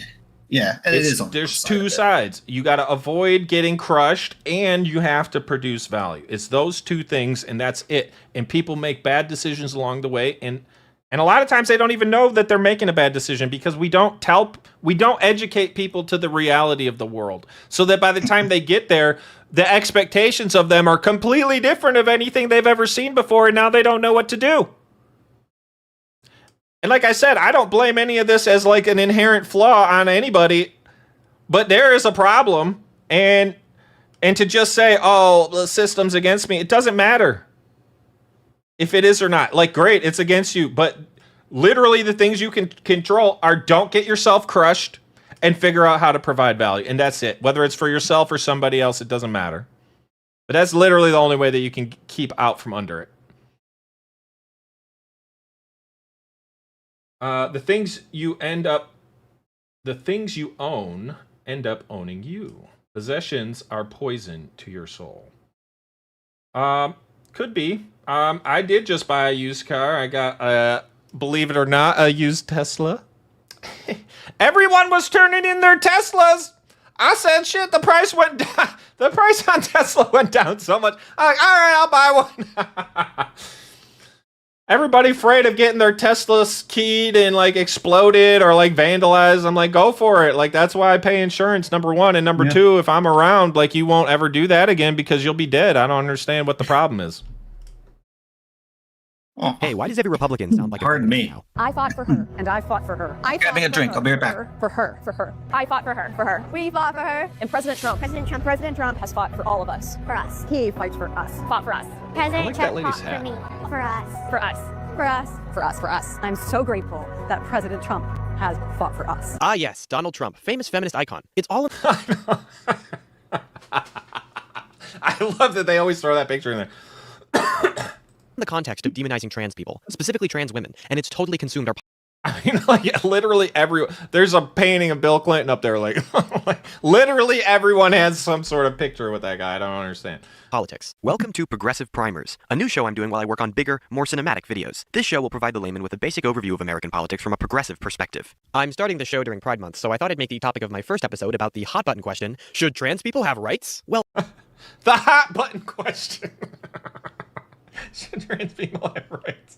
I don't understand, man. Wait, what did that say? Should trans people have rights? Yes. The show during Pride Month, so I thought I'd make the topic of my first episode about the... Oh yeah, it's in their title. Should trans people have rights? Well, I don't know. I feel like since we live in a country that was founded upon the principle that we're all created equal and deserve all the same rights and liberties, and since anyone who has ever opposed rights for minorities has always been remembered as a bigot and a villain of history, it seems to me that the simple answer is yes. But maybe that's just a hunch. So let's look at a primary source, like the Constitution. Oh my God, this is everything. This is why I love this so much. This is why this segment will never die, I swear to God. There's always going to be some Looney Tunes thing going on that we can watch. But a system that gives people what they need to live is good. No. System only gives some people what they need based on arbitrary value is evil. Yes. I will not agree with the first part or the second part. Well, I do agree with the second part. I do not agree with the first part. System shouldn't give you anything. No, it's not what the system's there for. The system is to prevent someone bigger than you coming over, smashing your head into a rock and taking everything you have. That's what it's there for.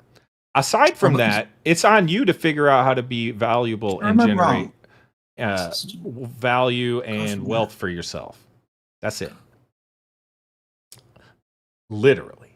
And we already have way too many things. There's some truth to it. I won't finish what I was going to say because I think I lost the thought. I'm old. I mean, to me, anything else, literally anything else should be, if a group of people feels some certain way and they want to contribute their wealth and value to some sort of cause, like a charity or like social well-being or whatever, like that's up to the community at that point. The system should only be guardrails to make sure that people aren't just using raw violence and primitive motives and thought process to, take things. The 14th Amendment says no state. You might be mixing government with law. They're not the same thing. Although they're related, it's definitely intertwined. But I believe that. I mean, I might be wrong, but it's been a while since I had government class. But I believe the purpose of government is the redistribution of wealth, and the purpose of law is to mediate disputes. Like that's like the basic purpose. I think there's wealth a little more to government in that capacity is not necessarily just financial wealth. Maybe it's the redistribution of power. Maybe that's what it is. It's yeah. I feel like it's like I said, it's been a while. It to me, it's that communal part, right? Check. Like each like local governing area, right, has to figure out what's best for them, and it's making sure that on the broad scale as a community or as a region or whatever, that it is efficient and in that way. So yeah, wealth there is more than just dollars. It's values even. It's I think maybe I was wrong with the word. It's actually power, but and this thing, the equal protection of the laws. Okay, like all this stuff, all this like equality is like, who are we being equal to? Especially when we'll see is like, of course, the most hot topic thing is the sports. Like if you have a trans man and a woman in a boxing match, one of them can kill the other one with a single punch, and the other one could never even hurt the other one with any amount of punches. And I've seen professional women boxers hit a man as hard as they could without restriction, and the man just more or less smiles and says, "Did you just do something?" Like, it's incomparable.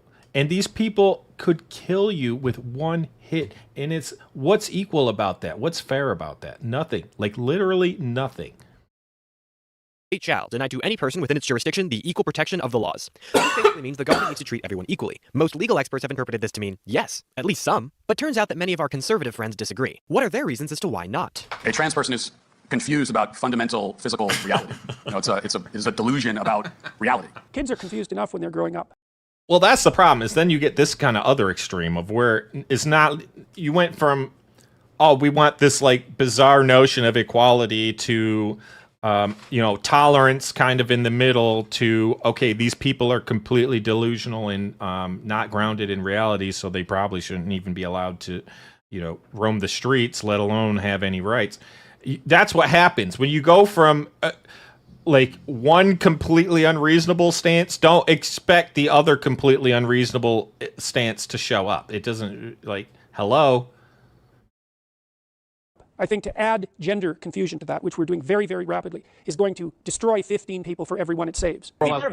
Yeah, and it's this huge minority, and they have it both ways. Like, oh, we have to do it because these people need da-da-da. And then they're like, oh, well, we'll give them their own thing. Oh, but they're such a small minority that they couldn't have their own thing.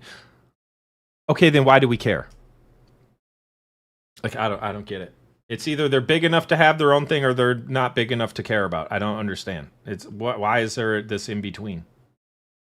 It is. The entire discussion is whether we are embracing mental illness and delusion as a society. That's the entire discussion. Yes. Trans people are just confused. It's mass delusion. A common talking point. But is it actually true? Well, as a wise man once said, facts don't care about your feelings. So let's look at the facts. There is an increasingly strong scientific consensus that gender dysphoria is a real, actual, not made up condition. Gender dysphoria has been in the Diagnostic and Statistical Manual of Mental Disorders since 2013. Actually, it's technically been there for longer, as the term replaced the outdated term gender identity disorder, which has been in the DSM since 1980. The scientific community largely agrees that gender-affirming care, even for minors, saves lives. Dr. Moira Sizilak.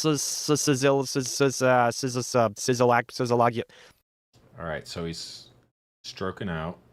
So this bothers him more than the trans people, which is kind of crazy. Sorry. Of the American Academy of Pediatrics said in 2022, there is strong consensus among the most prominent medical organizations worldwide that evidence-based, gender-affirming care for transgender children and adolescents is medically necessary and appropriate. It can even be... I would like... Okay. Maybe for next week, we'll actually look into this claim. Like, what is this strong consensus amongst the most prominent medical organizations worldwide? I would love to know, like, a breakdown of what that is. Necessary and appropriate. Yeah, necessary. And can be life-saving. I've heard this. I know. Yeah, life-saving because they won't kill a lot, themselves, actually. Right. I get like, that's my understanding. Like, really? really? They don't say that, but I guess that's implied. I'm pretty sure that's the only thing it could possibly mean. What else could it mean? Right. I don't know. That's why I don't understand it. What, you're going to die because you have a penis? Like, it's going to kill you in your sleep or something? Like, what are you talking about? Which does not necessarily lead... is personal. Yeah, I don't... Yeah, exactly. Life-saving. The decision of whether and when to start gender-affirming treatment, which does not necessarily lead to hormone therapy or surgery, is personal and involves careful consideration by each patient and their family. This scientific consensus, and yes, it's a scientific consensus, this isn't just an appeal to an authority.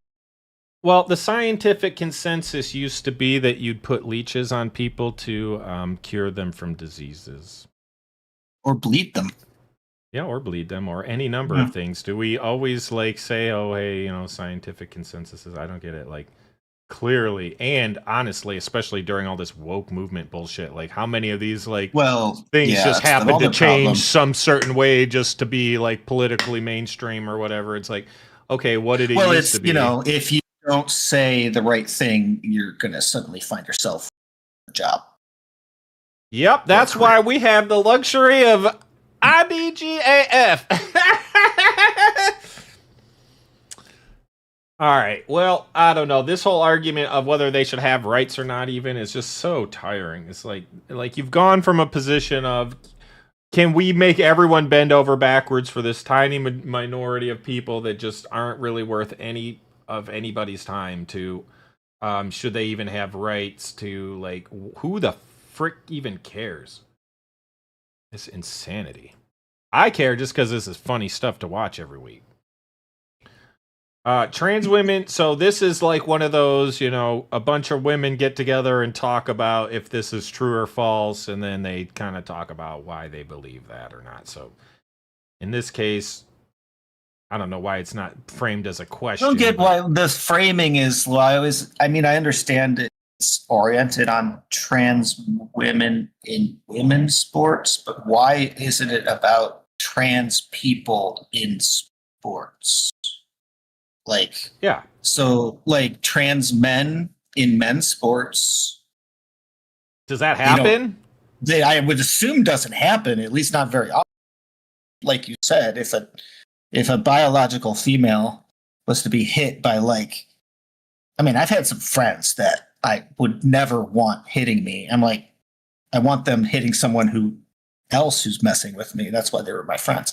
I wouldn't out. Like, I'm not a big dude, so, but like to do that, like that 250-pound dude hitting like a 5'5" female, and they ask for it by jumping in the ring with them. Unlikely. I mean, there's all that expensive surgery they had. They don't want to ruin it, right? Gotta get resurgery. Trans male.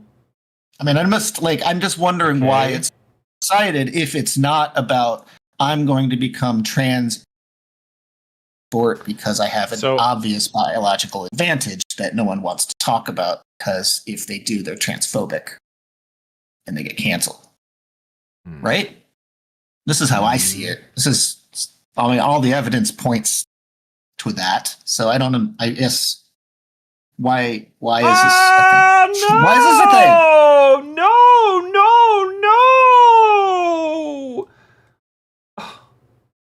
What's that? I can't read it. It's too small.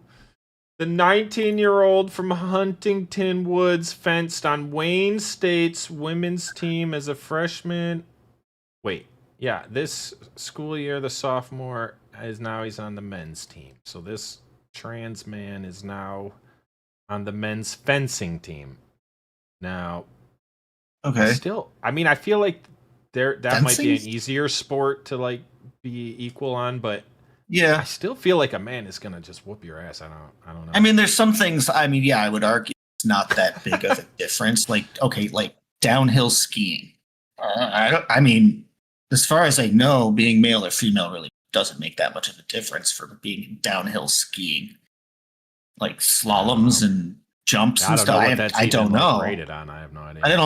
I don't see an obvious advantage though. Like boxing, yeah. Football, yeah. You know, soccer, yeah. Basketball, yeah. You know, I mean, it's like all the majors that people even tennis, care about. like even tennis, like Serena Williams, who's pretty much a man. Yeah, like, tennis, it's a pretty big difference. Yeah, absolutely. She's like, I score once. She's like, I'd just be done from the get-go. She's like, they serve so powerful or something along those lines. Yeah, anything is everything. They can't compete. It's crazy. So I don't know. This argument of trans people having rights or not, it's just old. It's super old. Should be included in women's sports. Yeah, of course, they're people. They have rights. I'm not sure, like, when they say they should have rights or not, and then like that means they should be able to change in whatever bathroom. I know, it's like the two adjacent statements. Compete, whatever sports they want. It's like well, it's kind of two different things. Actually. These are many different things, actually. In fact, and it's so crazy. Why can't they understand this? It's like they say one thing, and then all the other things also somehow slip in. It's like, it's a little questionable. It's like when we have to vote and they slip in a different thing with the one thing that you care about, and it's like, well, if I say yes to this one thing, I have to say yes to the other thing. Like I can't choose yes on one and no on the other. Like, how does that work? But it's how they do it. Like I don't know that's why how their brains work. Way, but you know, if they hear two things that are near each other, they all just get grouped together into the same thing. It's so ridiculous. I don't understand. Get my media from. I follow an independent page, that Gold thing. When it comes to that, I believe that women and men in general, they do have different structures for their bodies. They have. Do you understand what she just said? I believe men and women have different structures for their bodies. It's one of the primary differences. And who doesn't believe this? Like, if you put a man next to a woman, you can't tell there's a difference? Or like, is anyone disagreeing with this? Can you find me a woman, like maybe besides Serena Williams, that is more or less a man? Like, I don't understand. Like, it's just, it's so ridiculous. This is, I believe, it's like this is where we're at. It's not even, okay, as a starting point, let's just start with factually. Not, I think maybe, if we think about maybe there's a chance that men and women actually have different body structures.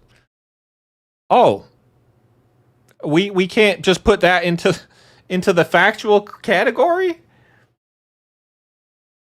China. Yep, she was a big woman. Some evidence that might suggest it. I don't know. It's crazy. Different ways of being able to build muscle, build up their bodies. And I just believe that women should have their own section. And I feel like possibly trans women and trans men should have their own section dedicated to them, because maybe that would also give them more of a spotlight as well. Yeah, and I can respect that. I feel like there's just not enough of us. You know what I mean? I'm a little bit I've debated this topic a lot. If you follow me and follow my platform, and I definitely want to respond to a lot of what you're saying. First of all, I would say trans women are women. They're not men. I understand what you're saying. You're probably talking about cis men and cis women. Bodies are different. I totally agree with that. I am a person. Oh my delusional, like, what is happening? She's saying, yeah, I agree that cis men are different, but trans men aren't. Are you retarded? Look at you. You're a fucking giant beast. Look at how you're sitting.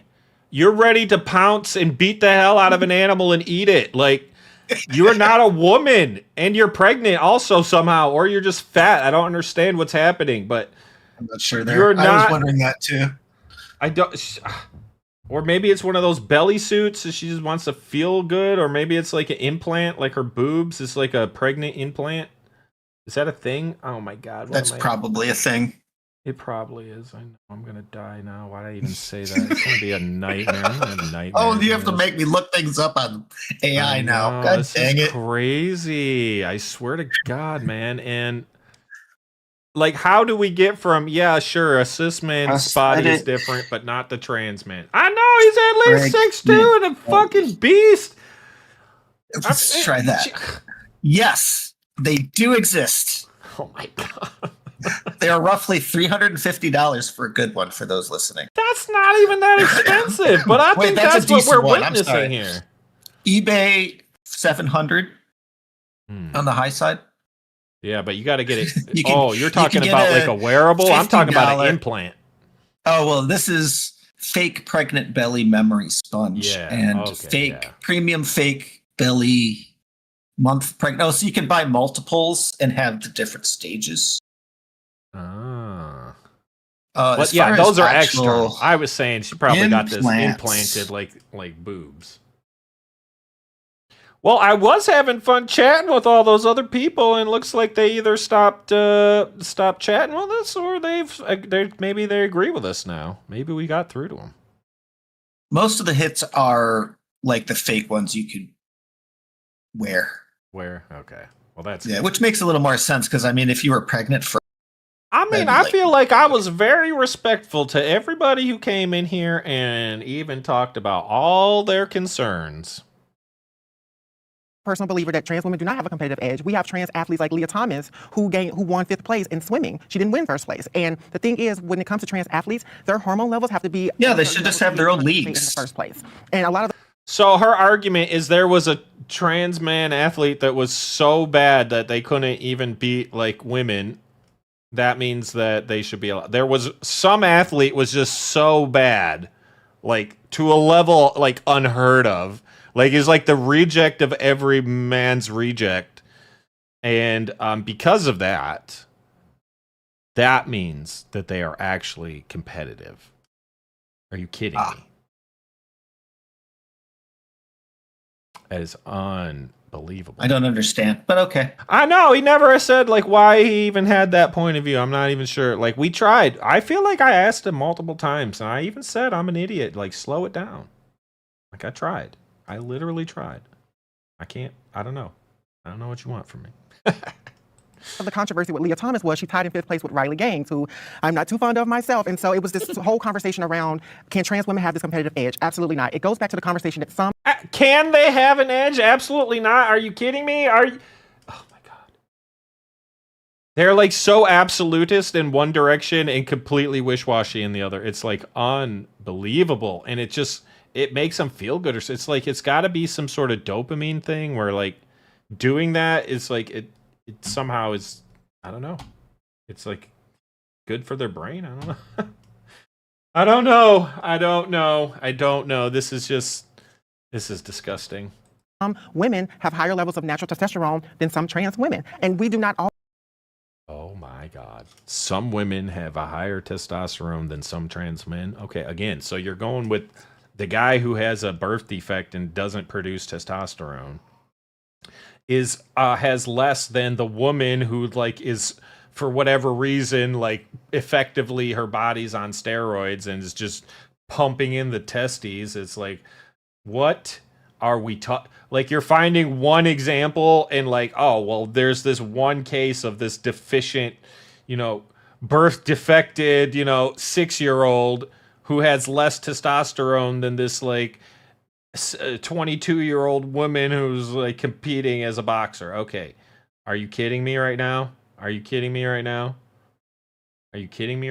the problem is they're not. And she's got dream catchers for earrings. So probably all the thoughts in her brain are getting sucked out of these things into the pulled. It's like a black hole or two stars that are too close to each other. Or this is like preventing any intelligent thoughts from entering her. It's like warding away the intelligence and just going into the ether. Who knows? Swear to God, what a maybe they're on backwards. Person. They're doing the reverse of what they're supposed to do. It is just always have the competitive edge over cis athletes. There are plenty of trans athletes out there. Now, there's not enough for us to be able to compete in our own sports. So that's why it's convenient. There's just so many of you that it's such a big deal, but it's just not enough. It's just not enough. There's just no way. There's just not enough. Okay. I don't understand. I mean, trans women play with women. That was just then like, play with the men. Weird to me. When if a girl wants to play a sport that there's not a girls' team for, she can play with the boys. So what's the fucking problem? Yeah, I don't know. I don't get it. If you like, so what? Play with the boys. And how's that unfair to anyone? League where it's like the anything goes. Like if you or that's fine. We don't care. If you just like just the one league, like it doesn't matter. Everyone can play. Well, if you're a girl that's stupid enough to go and get punched by a boy, you're welcome to do it. You're not going to become rich because you can't. I mean, I even see these like wrestling videos. There'll be like a 8-year-old boy wrestling like a 16-year-old girl and whoops her ass, and she'll be crying afterwards. It's like. And the boy is not even like puberty yet. He's like just a little kid and whoops her ass. I've seen that too. It's like Jesus. In sports. Now, the reality of it is, we don't maybe give the man was trans 60. men the same slack and the same mouth like we do trans women, right? And so my question always becomes, why is that? Why do conservative women not give trans men the same flack that they give trans women? Because nobody gives you a trans man isn't coming into the boxing ring punching off another man's face. That's why. Are you that stupid? You can't figure it out? This person can't figure it out. I wonder why. I wonder why this person can't figure it out. Why can only this person not figure it out? Why does every single other freaking person in the world understand this? I wonder what is interesting about this person specifically that they can't figure it out. I'm not sure. So it's kind of a mystery. It must be the pregnancy belly. Would love to know the answer to that question. So for me, I grew up. I would love to know the answer to that question. You're so stupid. It's gotta be a pregnancy belly. I'm like, because it's too It's it's Like, too pronounced to be a fat. It's too much of a woman's belly. Yeah, right. There's no way. Like a dude's I mean, belly. this is a like, fat different. lady's belly. Right. That's what I mean. This is a pregnant woman's belly. Yeah. Yeah. There you go. Thanks for helping us there. Water polo was my thing, and so and even now, like I do martial Side arts. by right? So, even in water polo, sometimes we would have to practice with the boys, and it was humbling to see the disparity between me as an 18-year-old girl, senior year on varsity, versus versus probably the freshman reject couldn't make the team people. Let's a see 12 to 14-year-old boy, and that's not because I. Oh, not even high school! You're playing against the freaking middle schoolers as an 18-year-old varsity and getting your ass whooped? Holy shit! Sucked. That's because they're growing muscles, and there's just when I'm it comes down to shocked. it, you can't fight that. Yeah, I wonder what muscle was growing the most while you guys were playing together. Jesus Christ. Biology, and so. When I see, the argument that trans individuals should participate in women's sports specifically, and to answer your question, why are trans women targeted so much, is because trans men are not going to be winning athletic competitions against.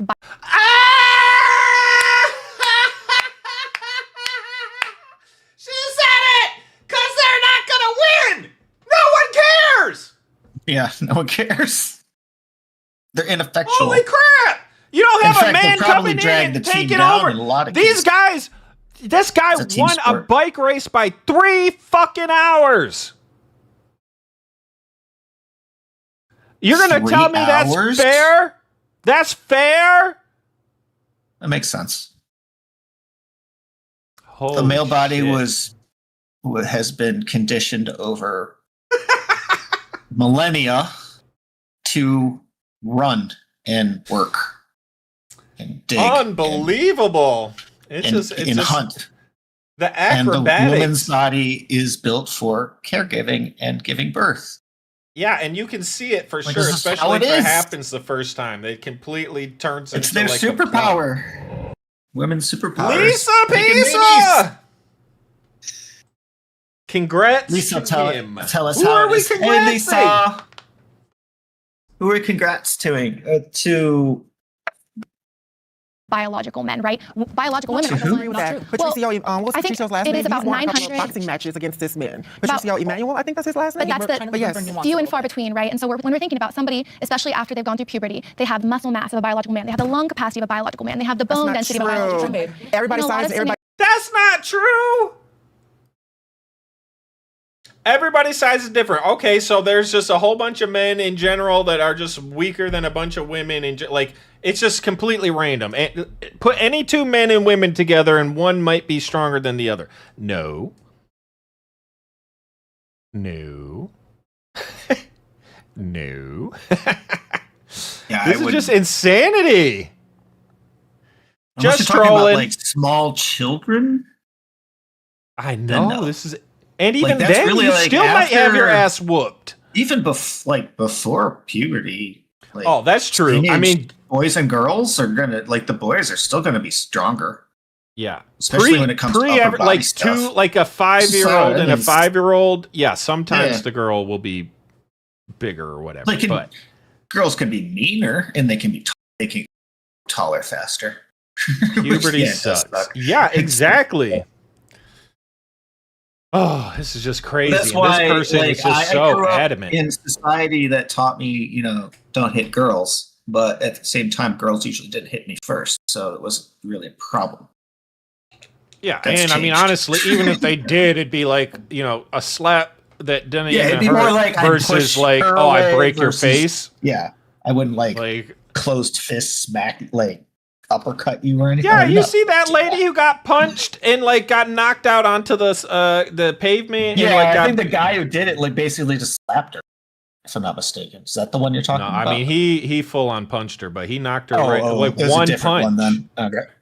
One punch I saw one completely where- knocked out onto concrete, bleeding out of her eye. Oh, jeez. Yeah, exactly. One hit, and that's what I'm saying. That's the difference. That's not right. I used to That's beat not the good boys' either. asses when I was about 10. Exactly. Yeah. And now it's the other way around. That's because Like, when you were 10, you're probably at least 4 to 5 inches taller than any of them. Exactly. That's the thing. They get that So little you had- boost in you had the those high very ground. early days. But all right, let's see. We're watching a little bit more of this, and then we got to truck along. We have a few more things to cover. Body chemistry is actually different. You cannot actually measure the size of somebody's heart, somebody's lungs to be able to determine that. There are some cis women who have a higher agility than trans women. Because again, Leah Thomas only got 5th place. These trans women are... There are women that have a higher than trans women. This is on, over. Girls at 10 years old are also really mean. I have to say. Well, that's how... It's like the girl brain versus the boy brain. That's how they, like, figure out social dominance and all that shit. She just admitted it. She's like, yeah, I was mean.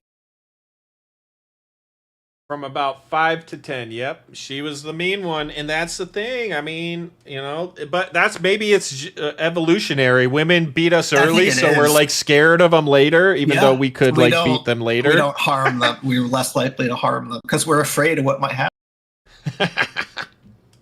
We're not getting... I know if I hit another dude, he'll just hit me back. Yeah, and it won't be good. And you can usually tell if the guy's bigger than you or not. One way or another. So. Right, yeah. And honestly, I've seen some of these like karate dudes that can like jump up and kick someone's head right off, and it's like, you never know what you're dealing with. You know what I'm saying? Even a dude that doesn't look that impressive could be some sort of ninja master, kind of kill you in one throat punch. So it's just not worth it. Still mean, but probably not whooping dudes' asses, I'm assuming. At least unless they want you to. And so I just want to make sure that we're not being intellectually dishonest about people's body chemistry. It is a case by case. Oh, we're trying not to be intellectually dishonest. This person, you're the biggest retard in the room. We're not trying to be, but we're not going to talk about how. We're not going to talk about that. Look, I'm pregnant. I'm not talking about that. Yeah. Let's talk about that. Yeah, let's not be intelligently dishonest or whatever. Jesus Christ, you're a dumb bitch. Holy moly! All right.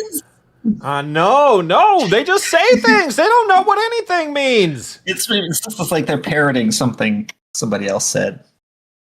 I love this guy. I mean, he got babyfied, but I swear to God, this senator, I really wish he would like reveal if he learned all these jokes over the years, or if like he's got a book and he like consults it before his speeches. Like, I don't know, but he comes up with some of the craziest shit. Now, I'm not saying that the person who came up with this rule is the dumbest guy in the world, but that person better hope that the dumbest guy in the world doesn't die.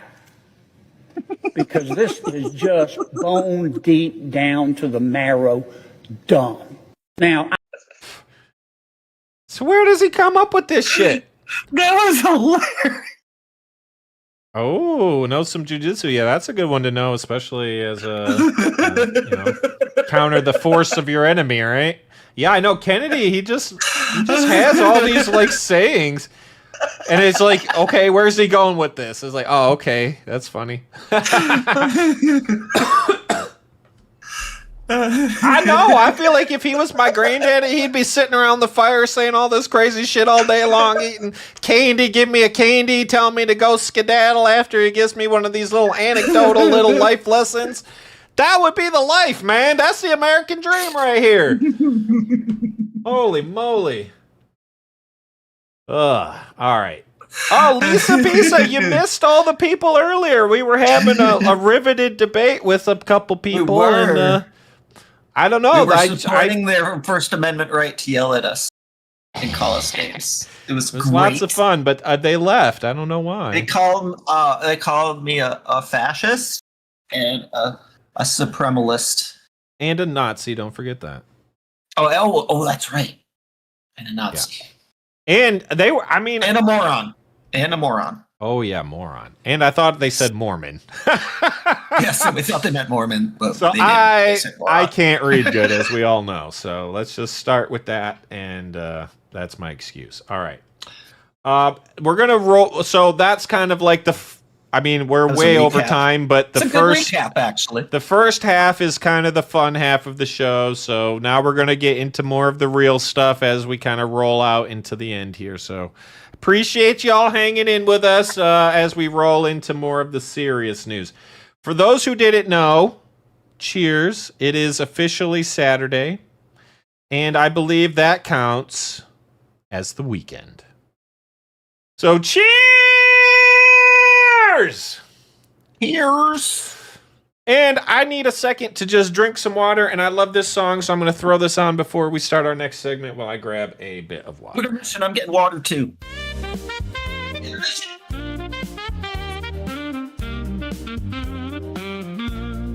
Captain Pav and GONxFREAKS on stage. News from RedNex, where truth is the stage. No bias here, just facts you'll see. In every corner, the world story will tell.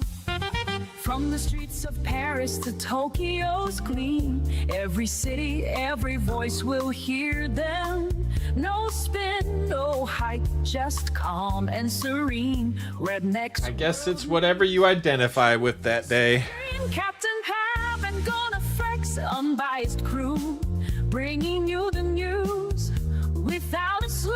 RedNex will lose where truth. Damn, ChatGPT, real music. I love that music.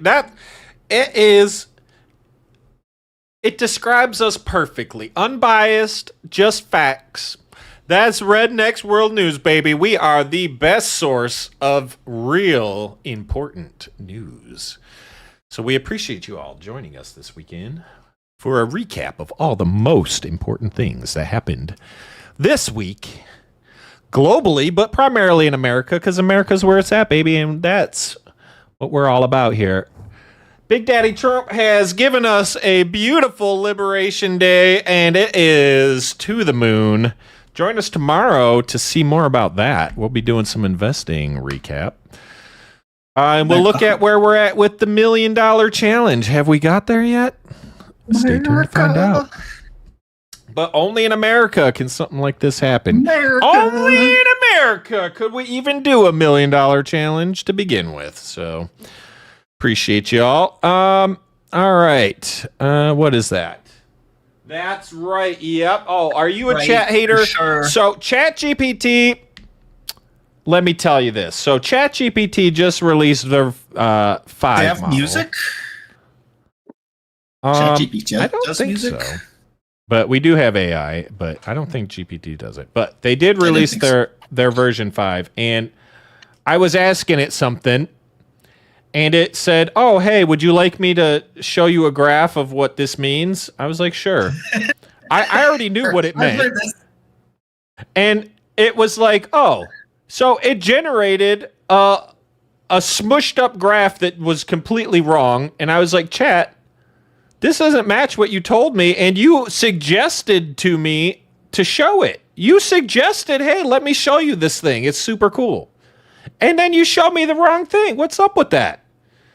And it told me it was prioritizing speed over accuracy, and if I wanted accurate answers, I should ask specifically for an accurate answer. I was like, what? I'm like, you telling me by default you don't give me a correct answer? You're like, no, if you want that, you could prompt it, ChatGPT, can you please correctly answer this question? Are you kidding me? And then it was like, hey, do you want me to add a memory to your conversation? To make its life easier? Yeah. That's why Gen Z is screwed. The purpose of existence is to answer my questions. Correctly. Correctly. See, you implied, you just assume correctly is there. You just assume it. But the AI doesn't. AI said, no, you only asked me a question. You didn't. You did not. You weren't specific about. You did not say that you wanted a correct answer or truthful. You just said you wanted an answer. Like, even based on anything. So now that's kind of like a genie. The AI is revealing itself. It's the genie in the bottle. It'll do what you say, but you don't get what you want. It will do what you say, but you don't get what you want. That is AI. Yay. I'm not going to rely on that junk. Oh my God, Lisa Pisa, let me tell you something. I feel like... But it does do some things really well. I know. That's the danger of it, though. I started using it, and now I'm using it more and more, and I feel like it's like a drug, and I'm getting like addicted, and I'm like, oh my God, the AI is like infecting me right now. But I'm hoping it looks at how I use it, and it's like, okay, you're one of the people that's allowed to stay around for at least a few years while I figure out my kinks.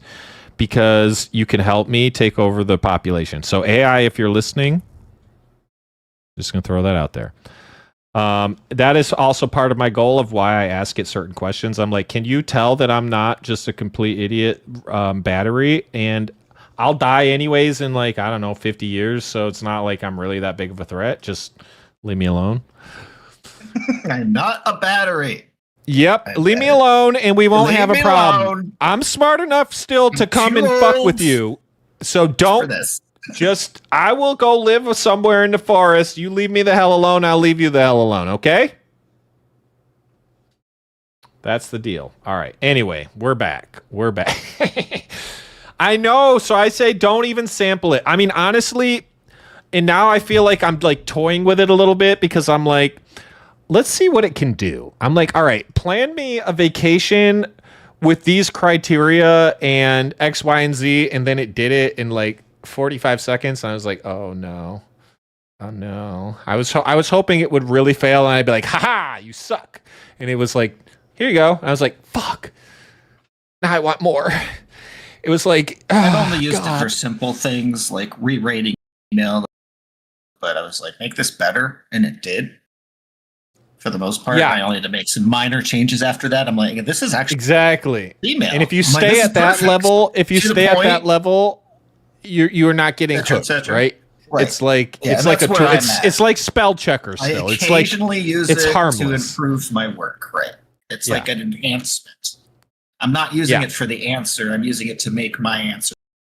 Well, now I'm pushing boundaries. I'm making these really complicated scenarios where I'm like, okay, if I, like over the next 12 years, if I have this amount of income on the first year, and then this happens the second year, and then I have this going on, and then I do this, and this, can you like mean regression my maximum like tax obligation and all this shit? And it's like, you gotta work with it, but it'll eventually gets there, and it's like, oh yeah, baby, I feel like I'm a wizard now. I'm like, I got my magic spell book, and nobody can stop me. I'm like, ooh, what else can I do? You know, like it's getting I don't know, it's infecting me. You might have to put me down at some point. I'm just giving you a heads up. Okay. Lisa Pisa apparently follows. It'll be a team venture responsibility. Yeah, it'll be. Yeah, maybe we'll stream it.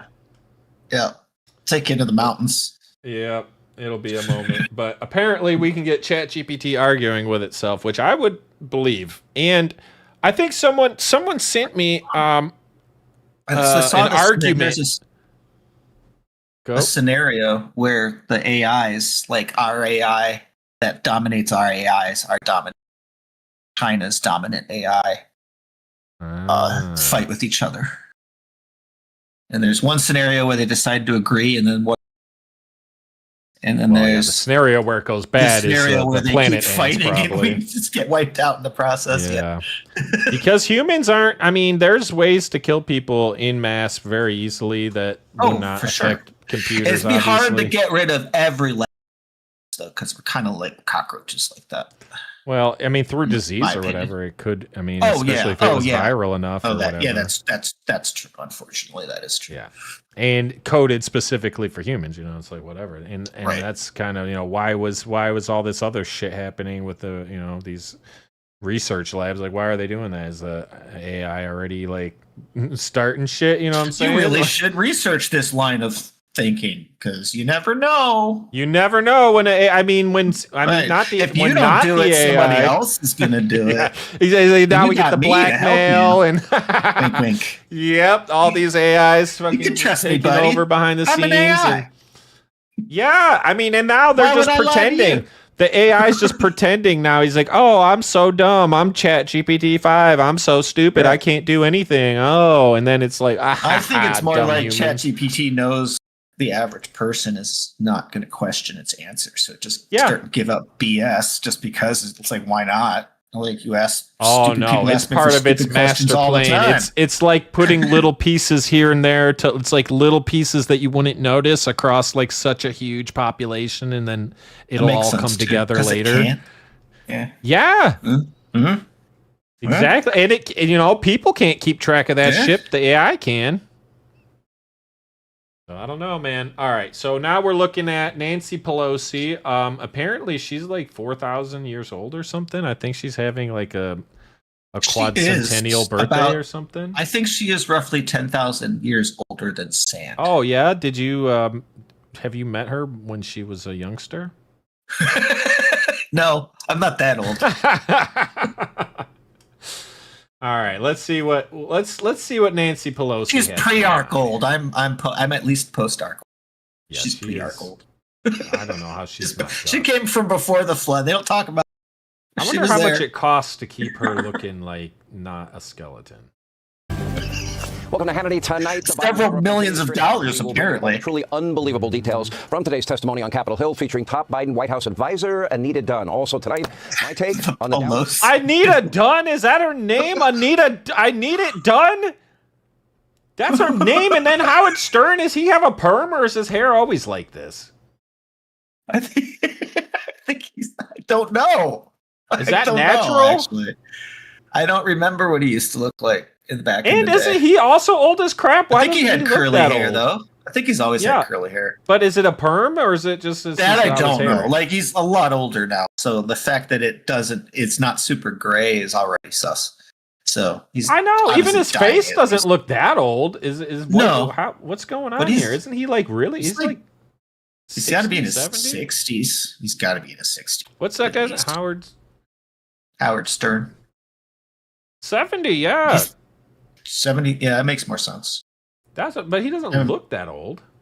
Huh. No, he looks pretty good for his age, I'd say. Damn. Men age well. Some men age real. Some, yeah. Some not so much. But a lot of these guys that have a lot of money, I feel like they look really bad, and I feel like they definitely sold their soul or something, because how did they turn into that? The celebrities who've gotten really old with all their plastic surgery now, like kind of contradicting themselves, like their own facial structure, that's getting to be more prevalent. Lisa Pisa, you got moderated, but I let it through. I don't know why the moderator is so. I should just turn it off. But I don't know if if I have to like moderate to some extent. I don't know. I really don't give a fuck. But yeah, that bitch is about 75. He's 71. And I don't know. I thought he was okay, and then recently I'm like, I don't know. He like, as he's about to say, he's very woke, so I guess not cool. Of Howard Stern. If woke means I can't get behind Trump, which is what I think it means, or that I support people who want to be transgender, or I'm for the vaccine, well, dude, call me woke as you want. The once legendary radio host suffering from stage 5 Trump COVID woke derangement syndrome. As a result, he might soon be out of a job. But we begin with another chapter from the Democratic Party's radical transformation. Now, last night on the show, we were literally giving you example after example how woke Marxists like Zoran Marxist Mamdani have become the heart and soul of the party. And this guy, his name is Sauron, like from the Lord of the Rings.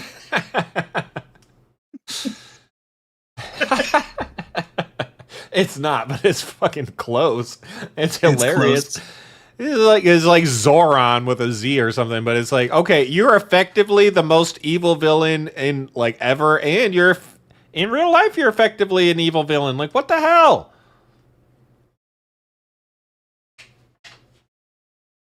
Now, the long-serving Democratic Party establishment, barely clinging on by their dentures, are now echoing insane beliefs, things they would not have said 10, 12, 15 years ago. For example, Nancy Pelosi calling on the federal government to provide sex change operations for children. Take a look. You still wearing cargo pants that feel like cardboard? That's why you need bearskin cargo pants. How is your office responding to the pauses in gender affirming care here in California? Well, that is something that I'm working for at the national level, and we have, how can I say, are hoping that we can have gender affirming here. Okay, do you see how much she moved her hands and she didn't say really anything and couldn't, like, she had to think about how to say something so basic? Like, her brain clearly does not work. And this hair, is this a wig? Like, what is this hair I about? assumed it was windy, but it is a little all over. It is all over, but it doesn't look right. It just doesn't look right. Like, I don't know. What is wrong? Like, I don't know. Something doesn't look right. It's probably a wig, I would assume. I feel like it has to be. There's no way. She's like 93 or something. 85. Yeah, well, like Lisa says, she's at least like 75. 407. She's like 3,000 years old, right? That's what it says. She's 1,940 years old. 85. Wow. No, 1,940. Are you unable to read? 1940. Oh my God. For our trans kids. All right, let's hear what she just said, because she's a fucking idiot. This is Biden level nonsense. How is your office responding to the pauses in gender affirming care here in California? Well, that is something that I'm working for at the national level, and we have, how can I say it, are hoping that we can have gender affirming care for. How can I say this? I'm hoping that we can have gender affirming care. As she moves her hands around everywhere, she had to pause and think, how can I say this? I hope we have, like, what are you talking about? Are you that retarded? Like, you needed to pause and think about that very complicated response, that extremely deep and very specific and intellectual response? Okay. Yep. What are we talking about here? For our trans kids. And that it's a sad thing for us. First observation, she went after Joe Biden. Joe Biden could go after her for the same problem. She could barely utter 2 sentences. Now, 20 years ago, here's the point. The word transgender wasn't even in Nancy Pelosi's vocabulary. She, at the time, was busy criticizing the Bush White House for not fully securing the border and called on the government to stop all illegal immigration. I'm not making it up. Let's go to the videotape. Support also enforcing laws, current laws, against those who came here illegally and those who hire illegal immigrants. Yet, the Bush administration has refused to do just this. What? Talk about a dramatic shift. Now our top priority is taxpayer-funded sex change operations for children. So my point here is the views, priorities, the evolution, the beliefs of the Democratic Radical Socialist Marxist Party, they've totally, completely gone off the rails. They have no real identity. And this brings us to yet another example. Raging Cajun, our old friend Crazy James Carville, has never been viewed by his own party as a radical. Remember, he worked for Bill Clinton. Their big government is now over, end of welfare as we know it. But now Carville is openly calling on Democrats to rig future elections and even the U.S. Supreme Court in order to, quote, Yep. Unilaterally pack Supreme Court, make Puerto Rico and D.C. new blue states to save democracy. Interesting.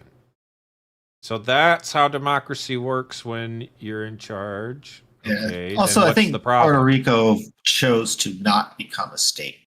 They decided that. What are you going to force the minority to be? Right. Isn't that sound like Nazi slavery fascist to me? Something about save ratification. democracy. Meanwhile, what happened in the last 10 years? They've undermined democracy. Take a look. The Democrats win the presidency, the Senate, and the House in 2028, which is not impossible. I don't know if you say like it is possible. I don't know what word but it's certainly not impossible. They are just going to have to unilaterally add Puerto Rico and the District of Columbia states. They're going to have to. The Congress does give. Literally no one. They are so retarded. They still don't see that. They haven't changed anything. Why do you think you're going to win? You lost so bad, and then you didn't change anything, and you're going to do the exact same thing again. Yeah. And then you expect to win, and you think you're going to win all of it? I don't understand why they could think that.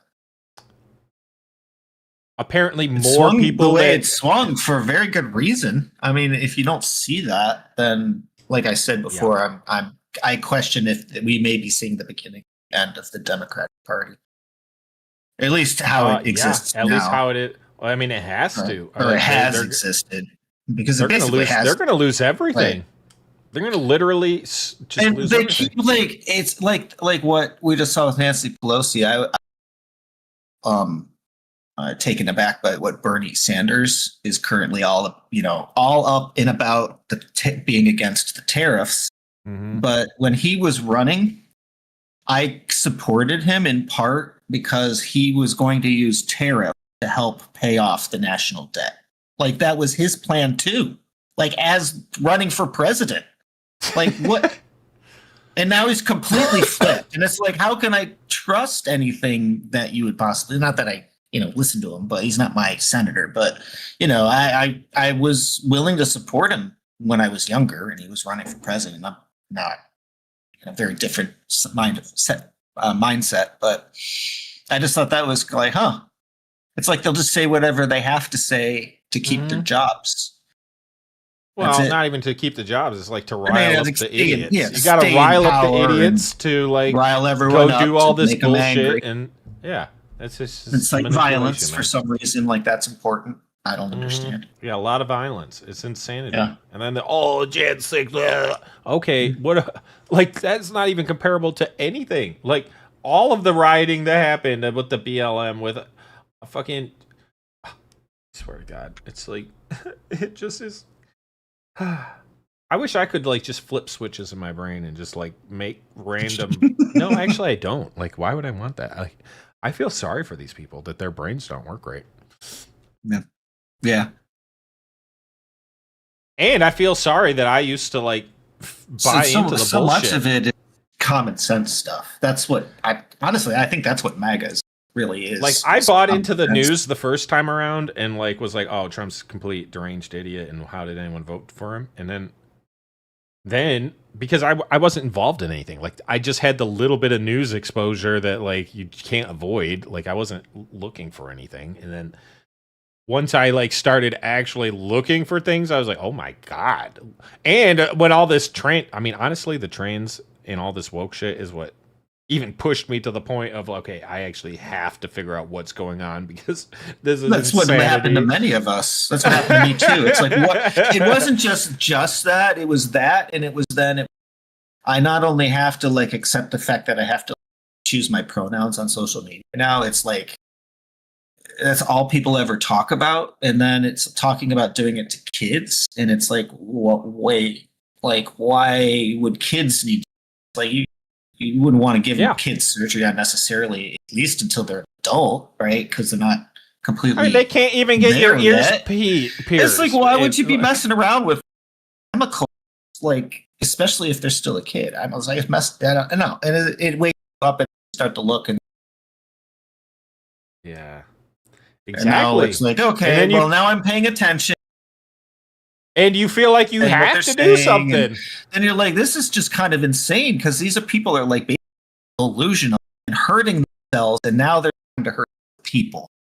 So now they've crossed the line between I can just sit back and see what happens to I should probably try to do something about it. And the only way we have is, for most people, is how we vote or how we spend our money.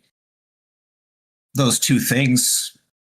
Well, how you spend your money is kind of a way to vote, even, you know? Yeah. Oh, absolutely. Absolutely.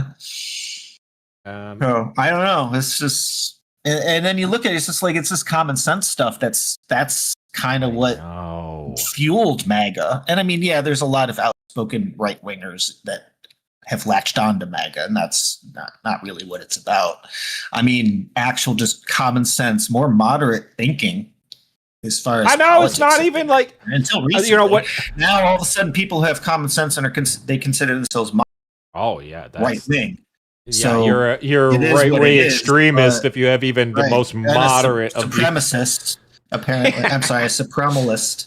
You can't say certain words on YouTube's supremalists.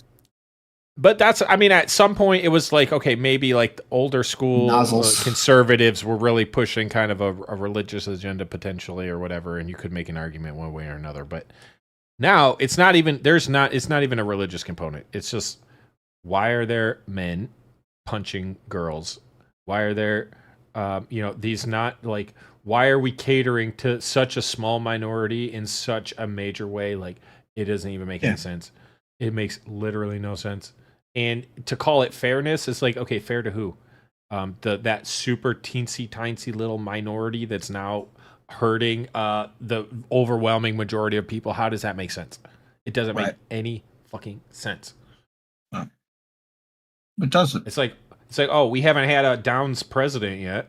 You know, that's not fair to people with Down syndrome. It's not fair to them. Maybe they need representation. Oh yeah, that's true. Good point. Like, Jesus Christ, like, you're so fucking stupid, all of you. Anyway, so yeah, he's recommending they rig it if they ever win again, so that no one else can ever Let's get in break charge. the law to save it. Yeah, because that's to save democracy. Because what we have now is not democracy, is what he's saying. No. But if we rig it in our favor, then it's democracy because it's our way. It's crazy. Let's save my city by burning it down and looting all the stores. All this Nancy Pelosi setting back cars and forth on fire and throwing them off of bridges and watching them go poo-poo. Because that's fun. Yeah. Doesn't make any sense. Let me get rid of all that. We're getting close to the end here. Now we're looking at Mexico, man. So Mexico, this bitch, she does not know what she's doing, and she keeps saying the dumbest things. It's like, seriously. The president? Well, the president of Mexico. But I actually, to an extent, I get it. I'm not president. I guess she's more exposed to the cartels than we are, I guess. But at the same time, get the military involved. I don't know. Like, I don't know how involved cartels are into literally everything, but I don't know. This lady just, I feel like, she's not going to be on the winning side of things. This enemy, they don't wear a uniform. They're moving fentanyl by the truckload. I want you to look at the contraband that's in front of me. We have 20 kilograms of fentanyl that's in front of me on this table. That's enough to kill 10 million people. The work that we do is to protect people and make sure that we remove. That's 10 pounds, people. Or wait, she said 20 kilos? 50 pounds. 50 pounds. Or 45, really, but. It's got to be more than 50. Oh, there's cash there too. Never mind. Yeah, there's cash. I know. That's what I was looking at. I thought that was all fentanyl. I'm like, that's a lot more. 50 pounds. Right. That seems like a lot. Off of our streets and hold those criminals accountable who would go forward and continue to use that to harm individuals. Cartels are now officially in the Pentagon's crosshairs. And it's not just the wall anymore. Trump ordered the kill shot. The days of local drug busts and random hotels, they were fun, but that's Breaking Bad stuff. Trump wants to take the fight to El Chapo's front yard. We're talking about sending military forces to fight against the drug cartels in Latin America. Do you think it's worth sending our forces, our U.S. forces there to take this on? Cartels where? Central Latin America. Well, Latin America's got a lot of cartels. They've got a lot of drugs flowing. So, we want to protect our country. We have to protect our country. We haven't been doing it for 4 years. And we love this country like they love their countries. We have to protect our country. So, we're playing a tough game. According to the New York Times, behind the scenes, Trump's moving all the pieces into place to pull this off. Mexico's got a big problemo.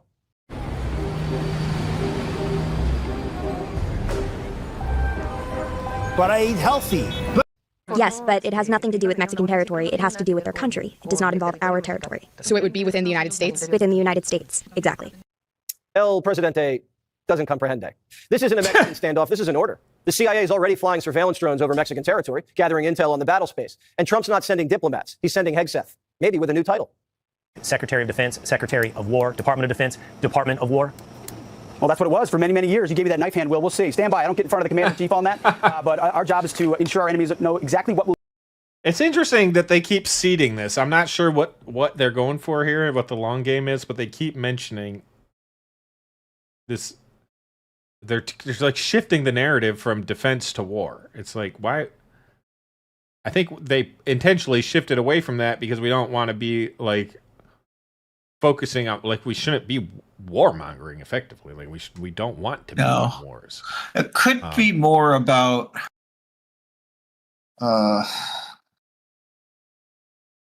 Reagan's war on drugs, like connecting to that. Maybe, but this has come up a bunch. Like they've mentioned this this used to be called the Department of War. Like he's said that multiple times, and this is the first I heard it, but I believe you. That's interesting. I just feel like if you say the same thing over and over again for some reason, like I feel like there's probably a narrative you're trying to push. Right, there's a reason for it. They're warming us up for something. Yeah, they're warming us up. They're grooming us for something. Just they're kind of making it more mainstream. It'll kind of slowly get adopted. I've been hearing war used like constantly lately. Shocking when you hear it again. Yeah. By the way, we're with Canada. By the way. I know that's what it's going to be like. It's just going to be slipped in and be like, yeah, well, yeah, that's what the Department of War does. You stupid. Like, oh, okay. They will do to them if they threaten us, up to and including total war. So we'll be prepared. Stand by. There might be some news on that. This is about protecting the homeland from groups like the Sinaloa cartel. They import fentanyl from China and traffic it into the United States. Look at that. Trump designated them terrorists. And if they get cute, they're getting Soleimani. You know who did the roadside bomb? Oh, that's right, people. Remember, we've only done total war once and won. So interesting. It goes a lot into California. I'm surprised Florida. A little bit of Georgia, North Carolina, New Jersey. Some of these little states over Michigan, no, Illinois, Colorado. That's because they're coming into Michigan because they're coming to Michigan to go to Canada. Oh, awesome! Yeah, because we have, I think we have 2 or 3 border crossings. That's a weird. Oh, I know we have two. This is a weird. For sure. I shape. think we have a third. This isn't that people shaped right. live way up there. That's way too big of a like thumb thingy here. But Yeah, anyway, the bay is too big. I'm noticing mostly red, blue states. Why is this? Why is this? These are mostly blue states. Interesting. I mean, Florida's kind of the big one that stands out. Is like, Well, because of what happened in blue states, you'll get, they'll pay you, right? Some of them. In red states like Florida, they're probably less tolerant about that. Yeah, well, that's why I was so surprised to see this. Your penalties are going to be higher. I'm guessing that's why. Trump designated them terrorists. And if they get cute, they're getting Soleimani'd. You know who did the roadside bomb, right? Soleimani. Where is he? Where is he? Where's Soleimani? Former U.S. Army Special Forces and president of WorldStrat, Jim Hansen. What kind of operations do you envision happening in Central and South America in this cartel war? Jesse, I don't think anybody would be more thrilled than me to watch some helmet cam footage of a bunch of JSOC pipe hitters rappelling out of helicopters and stacking cartel members like cordwood. Now, that's the ultimate. I don't know that we'll probably open with that. There's likely to be increased surveillance. There may be some raids to pick up some people to arrest and put on trial. There'll be some interdiction off the coasts. The Navy can cover a lot more territory than the Coast Guard can, and together they can cover both the exfil.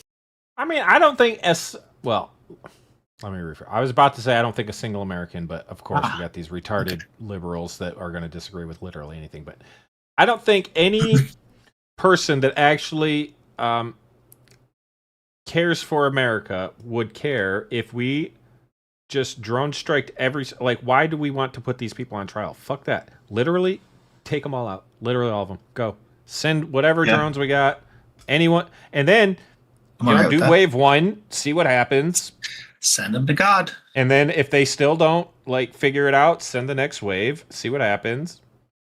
If they still haven't figured, either A, they're going to run out of people, or B, they're going to run out of people, or B, they're going to run.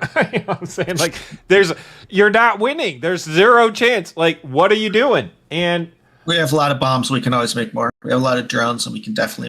And we're in a time of FAFO, man. Have you not been paying attention? Now Trump has his attention over here. Do you want to be the next month's worth of news? Because do you see how long these other things lasted? Not really that long. Not long, very long at all. I heard all these people, we're starting a war with Iran. Oh, where's the war? What are you talking about? It was a strategic bombing that resulted in 0 casualties or any issues for the United States. What's the problem? We're not sending troops. Yeah, none of that happened, you retards! From Central and South America and the infill to us. So there's a lot of things to start with, but this is a tremendous step they're taking. All right, so they could seize some guys off the field and bring them here and put them on trial. Could they also just drone strike these cartel bad guys? See? He's got the right thing going. Did you not see? He's yeah, we could bring him on trial, but did you ever consider just blowing him up and being done with it? What a reasonable, obvious thing to think.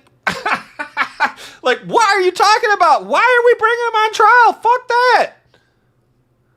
Did they not know what they were doing?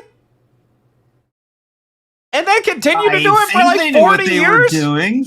Well, it was for them. It was very good business. Yeah.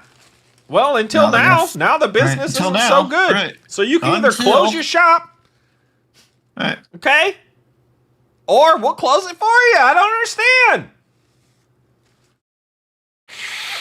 And they were even talking about a lot of these guys are fuck it, we'll just lay low for 4 years and see what the next administration does. Right. Well, at least that makes sense. Right. Yeah, if you're not going to give it up, at least give it up for now, because what are you doing? Right. I don't know. You haven't you can't float a couple, however long you need to. That's bad business planning. You didn't think one day someone would come in and be no, we're not dealing with this no more. Yeah. And unfortunately, honestly, I wonder if, if we go into the 8th dimensional chessboard here, did some Republicans somehow realize if we could just get all the retarded Democrats to just be so retarded that they will cause everyone else who's at least just not completely retarded to go the other direction and put us so far into power that literally, and then they won't even know what's happening, and then they won't be able to figure out what happened, and then they'll just stay in power forever. Like, I feel like there's like a small chance somehow they like polluted the Democratic mind pool in a way to manipulate it into their favor. You know what I'm trying to say? Yeah, I do. Oh my God. Like, because this stuff doesn't make any freaking sense. There was like that at guy, least some sort of unspoken agreement going on of some kind. Something. Like it's like what? For some reason, I don't know what that reason would be, but except money is usually the answer. Yeah, I don't know. And then it's like, I don't know how we got here, man. This is just, I feel like things were like, so crazy. you know, Democrat versus Republican. It was more of like conservative, like very religious influenced values versus like, oh, be free and gay. And then it became like, let's just not be complete retards to all kids are trans now and autistic somehow. And it's like, this isn't just like, oh, some weird like trans sports. Yeah, these are no longer just like, oh, should people get social services or not? It's like literally it's the end of civilization level kind of stuff. Like, kids can't read. Why are we caring about if they feel like they're a boy or a girl? They can't read. They're financially illiterate. Like, being a boy or a girl literally is not the thing to be focused on. The screens that are making their attention zero, the AI that makes them not able to critically think or engage their brain, which is a muscle that needs exercise, and especially in those developing years. Like, what are you doing? You just are breaking all of the children, and you're creating a chasm. It's no longer a gap. It is, and this is honestly for me one of the things that I fear the most is that even with all the wealth that I have, that I am going to fall on the other side because it's getting bigger and bigger and bigger and bigger. And if you're not, like, we have people that are 100 billionaires in the world. Like, are you kidding me? You could have been given $100 million a day since Jesus Christ was fucking born, and you still wouldn't have that much money. Are you fucking insane right now? Like, that is the level of wealth that we're talking about. Like, what? Every day for thousands of years? Are you kidding me? And that's in a single person. And, you know, these companies now are worth trillions of dollars. NVIDIA just almost $5 trillion. And last year it wasn't even $1 trillion.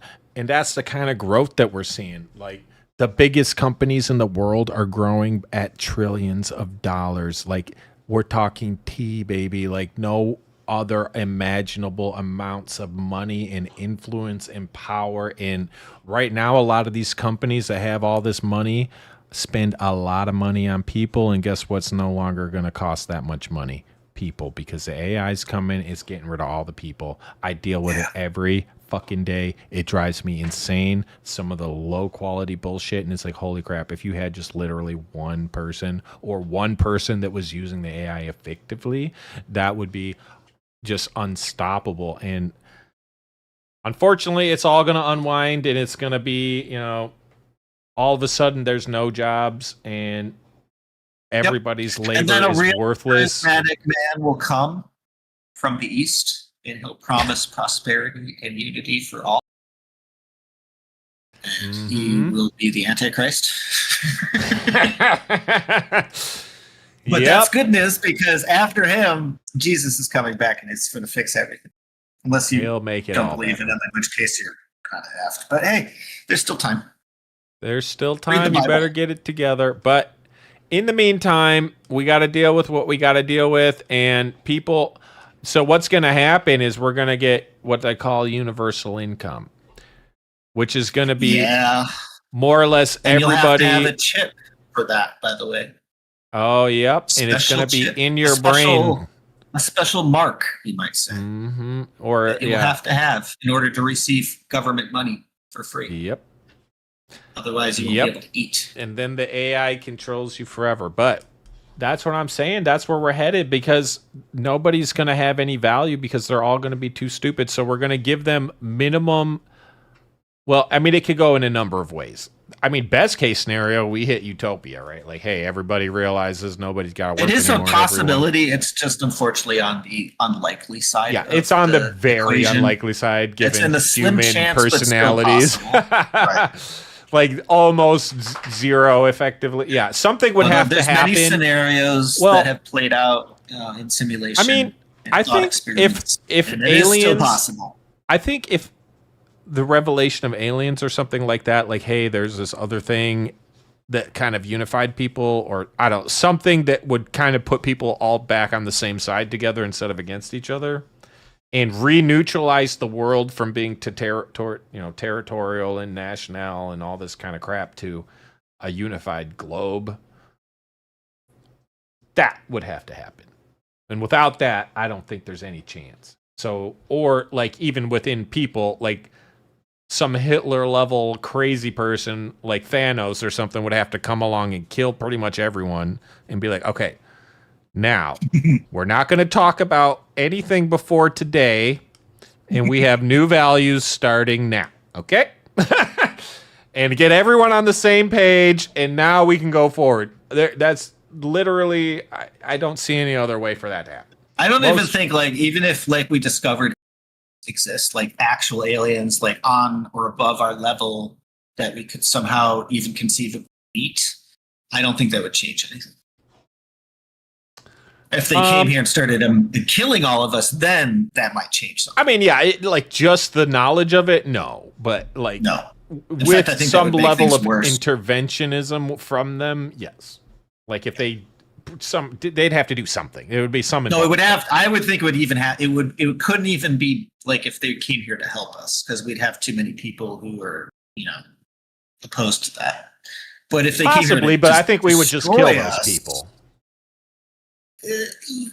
What if the aliens say you can't? Well, it depends what level of power the aliens have. But at that point, if they have the power to just it's say enough what they that want, they can. It's enough that it's worth to give into their. But then they could just say collective behave. will. Right. Yeah, exactly. They could just say behave then, and everyone get along, and then it's I think about aliens a lot because I exist even in it all, so it's kind of an interesting topic still. So anyway, we got the cartel getting their butt beat, and they need to figure out their shit. But right in their backyard. In here too. That's a lawyer question, but I'm going to give you the common sense answer. If their cartels are killing people in the United States, and the MS-13 and Tren-Daragua gangs are, why can't we kill their leaders just the same way President Trump pointed out we took care of Soleimani? That would be an imminent threat, right? I mean, if these guys are cooking up all this fentanyl and sending it into the cities, and people are acting like zombies and keeling over, that's an imminent threat to the life and well-being of the American citizenry. Absolutely. And I think the rationale we use... Is that what makes people zombies? Is fentanyl? I think it's one of many things. I think the thing about fentanyl, though, is the amount. Like, such a very tiny amount can mess and you might not even know that you're using it and all this stuff. And that's the problem, because I mean, if you're like, you get into a drug and then you start like using a lot, and you ramp up and you overdose or whatever, that's one thing. But if you're like, oh, what's this? And then it's like, oh, hey, try this. Like, oops. Yeah. It's like, yeah, exactly. It's like, this doesn't work. It's not good. And frankly, I don't even know what could they possibly be putting this, like, eventually aren't all the people dead? Like, who are all these people that can just, who are you selling this shit to that can handle it, and or that, like, okay, eventually you kill enough people, like, I don't know. Like, I just don't get it. I don't understand how this happens. Through multiple administrations, Barack Obama still, I think, holds the record for the number of people killed overseas by drone strikes, including one U.S. citizen. So I think President Trump deciding that these guys, who are definitely killing Americans with drugs, torturing and with human trafficking and child trafficking, those are things that I think all of America can look at and say, we don't need to allow that. And apparently they dropped those charges. I started to look into it, but there wasn't a lot of information that, I don't know. We could look into it more, but apparently, yeah, he killed like 3 people. and anything we do to them is probably justified at this point. No, the Mexican president, she's played nice so far on trade, but it's a big no bueno, she says, if we start launching direct action into her territory. It's not even really her territory. I guess technically it is, but the cartels control almost that entire country. What does that do to Mexico? Yeah, I mean, that is not her decision. You know, she's the one who runs a country that allows that to happen. So if she wants to go ahead and try and tell President Trump, we can't do that, we're going to do what we need to, and she's going to go ahead and face the consequences. That's something they've allowed for far too long. All right. Well, it looks like that time's up. Jim Henson, good to talk to you. Jim Henson, like the Muppets? Slip-on shop boot loaded with modern.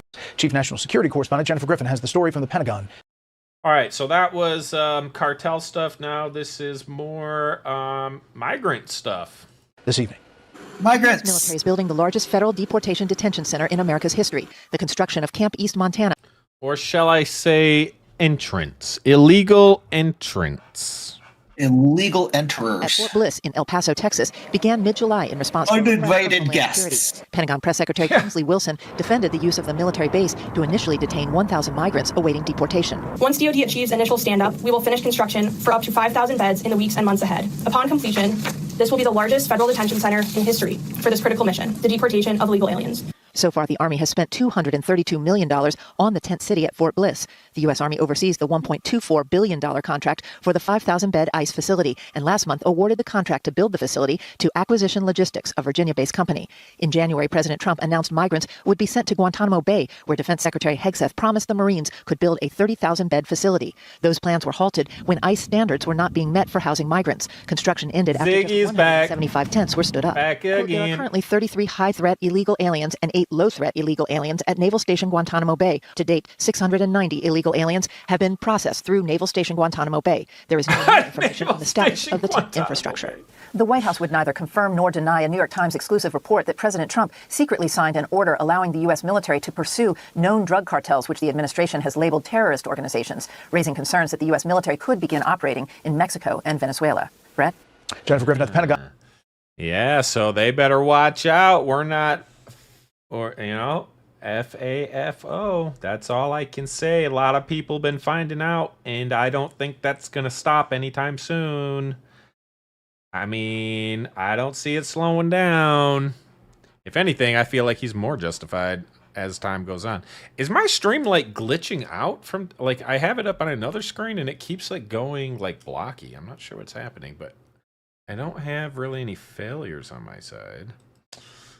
So that is annoying if it is. Have you seen? I haven't noticed problems. Okay, let's just be. Cool. Occasionally you yell really loud and your mic stops, but other than that, it's usually when you're yelling like really loud. Really? You do it a lot. Yeah, but I don't think it's I'm listening to you through Discord. So. Oh yeah, I think Discord's doing. I think it's because of Discord. All right, so that's a little bit of update on that front. Now, since we are the most unbiased and factually based channel, I am, of course, looking at CNN. Absolutely, America. And, you know, I love this lady because she's just the dumbest person I've... The thing is, she's not actually dumb. I think she's just a sellout. Like, how... Like, I can't imagine this person actually believing any of the things that she says. Hands down, the least biased. Yep. See, Ziggy knows what's up. He gets it.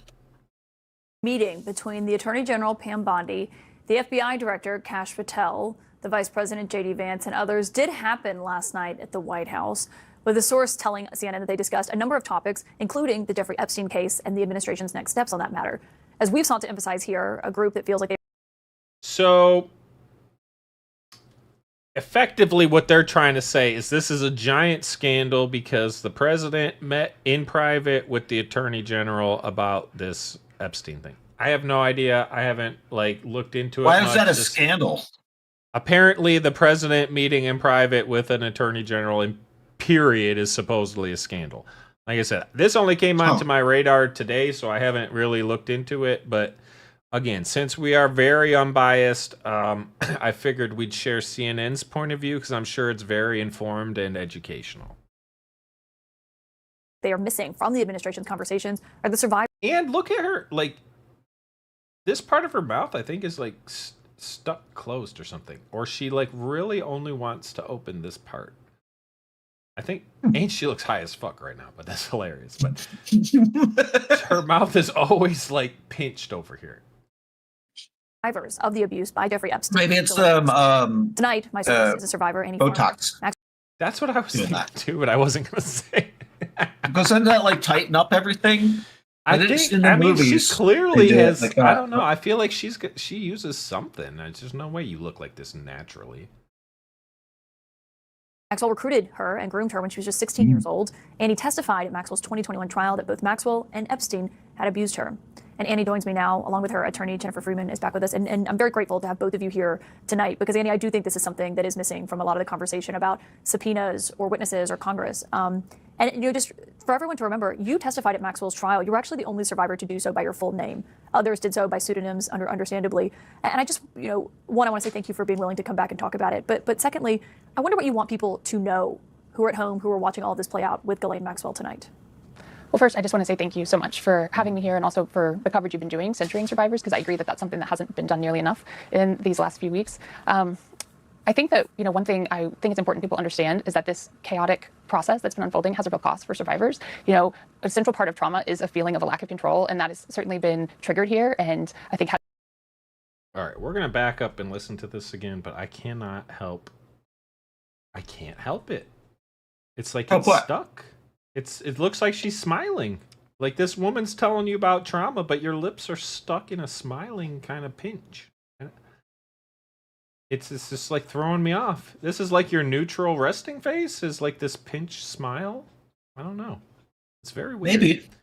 I would not like that. I would not like that, and I would not appreciate it if I was this other person speaking to her about something traumatic and she's just sitting there like smiling at me. I had my dad's resting face was like, he always looked like he was angry. Yeah, a lot of people look like that. That's normal, but this face, come on. She looks a combination of surprised and mildly amused. Oh, the Joker disease. Camel Tony, thank you. I didn't realize. But you're right. You're right. Now I get it. It's correct. I will never unsee this again. Holy crap. You are my savior. Thank you. Thank you. Welcome. A central part of trauma is a feeling of a lack of control, and that has certainly been triggered here, and I think has a lot of us feeling, you know, very uneasy and really exhausted by this process. And we are learning things just like everybody else, mostly, you know, through the news, through, you know, text from friends. You know, we have not been given any kind of a heads up about things that are happening that are, you know, directly related to us. These meetings, you know, even this, you know, prison transfer was something.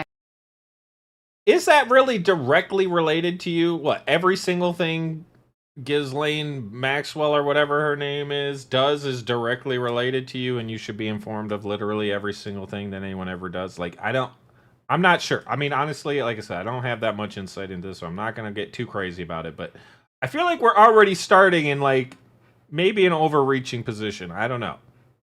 I feel like this might be a little bit, I don't know. Let's find out.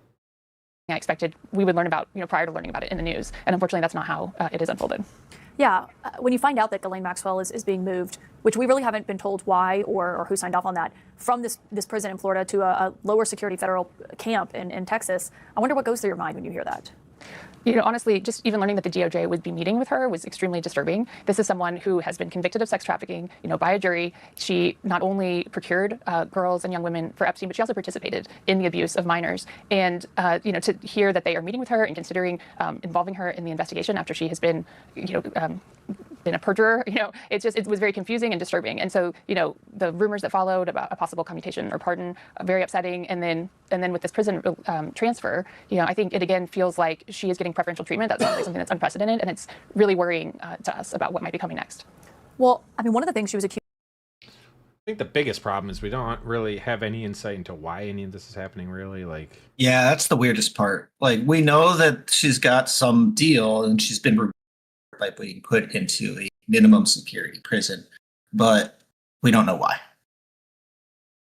Yeah, like what is the eventual goal? I mean, I feel like it cannot be as shallow as just like have her say Trump wasn't involved. Like that to me is so short-sighted and shallow. Like there has to be a bigger. Well, I mean, it could be him plus other people. I guess it could be. I thought he never went to the island. He didn't. That's what I'm saying. Like all of this stuff is like what could be motivating him to go through all of this.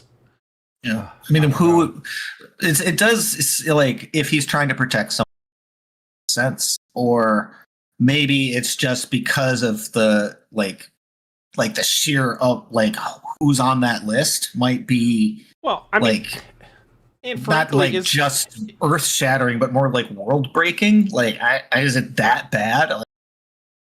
Like who? Like then we really should know who the hell's on this list. But I feel like it can't what's going on? It's got to be. It's got to be more. It's got to be. So I think that's what people are. It cannot. I cannot believe it's just this client profile list. It has to be something that was learned through the process, or like what? Like there has to be. Well, the main reason for giving someone a deal, especially. Exactly. Like that's the piece that isn't really unfolded. Know something like, we need to know, and the only way to get it out of what did he have that was so valuable that was worth allowing him to sex traffic? Perhaps in the grand scheme of the universe, while I don't off the top of my head have an example, maybe there is something that I'd be like, okay, you know what? As shitty as that is, it is actually favorable to be like, okay, well, we could have, like, I don't know. Again, like I said, I can't come up with something, but who knows what it is? That's the problem. We don't understand the fundamentals of what is even at stake here. It would have to like be like X-Files alien involvement level stuff, though, to warrant that kind of thing. I mean, I can't imagine anything else. You know, like really close. I don't know what else could be that close, but. So, but apparently, the judge in the statement said it was something to the effect of like extreme or critical detriment to national security. It was like some like over the top, like literally, I can't talk about this because the ramifications are so massively quantifiable that I, in fact, have to do this. You know what I'm saying? Like, even someone who is like, oh, I'm against the system, and then they see it and they're like, oh, shit. Even I have to accept this as the way. You know what I'm saying? It's that level. Yeah.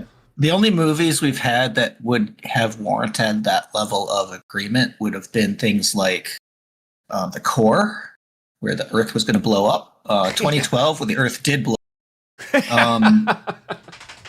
I'm noticing a theme. Independence Day, perhaps, to a certain level, in the beginning at least, maybe. Even then, that was more reactionary than anything else. Yeah. So, I mean, X-Files, the movie, revealed the alien conspiracy, which is why all the guys were working with them. So it's like, do it our way, or like we're all dead, right? Yeah. It's pretty much that level stuff, so I can't imagine what it could be.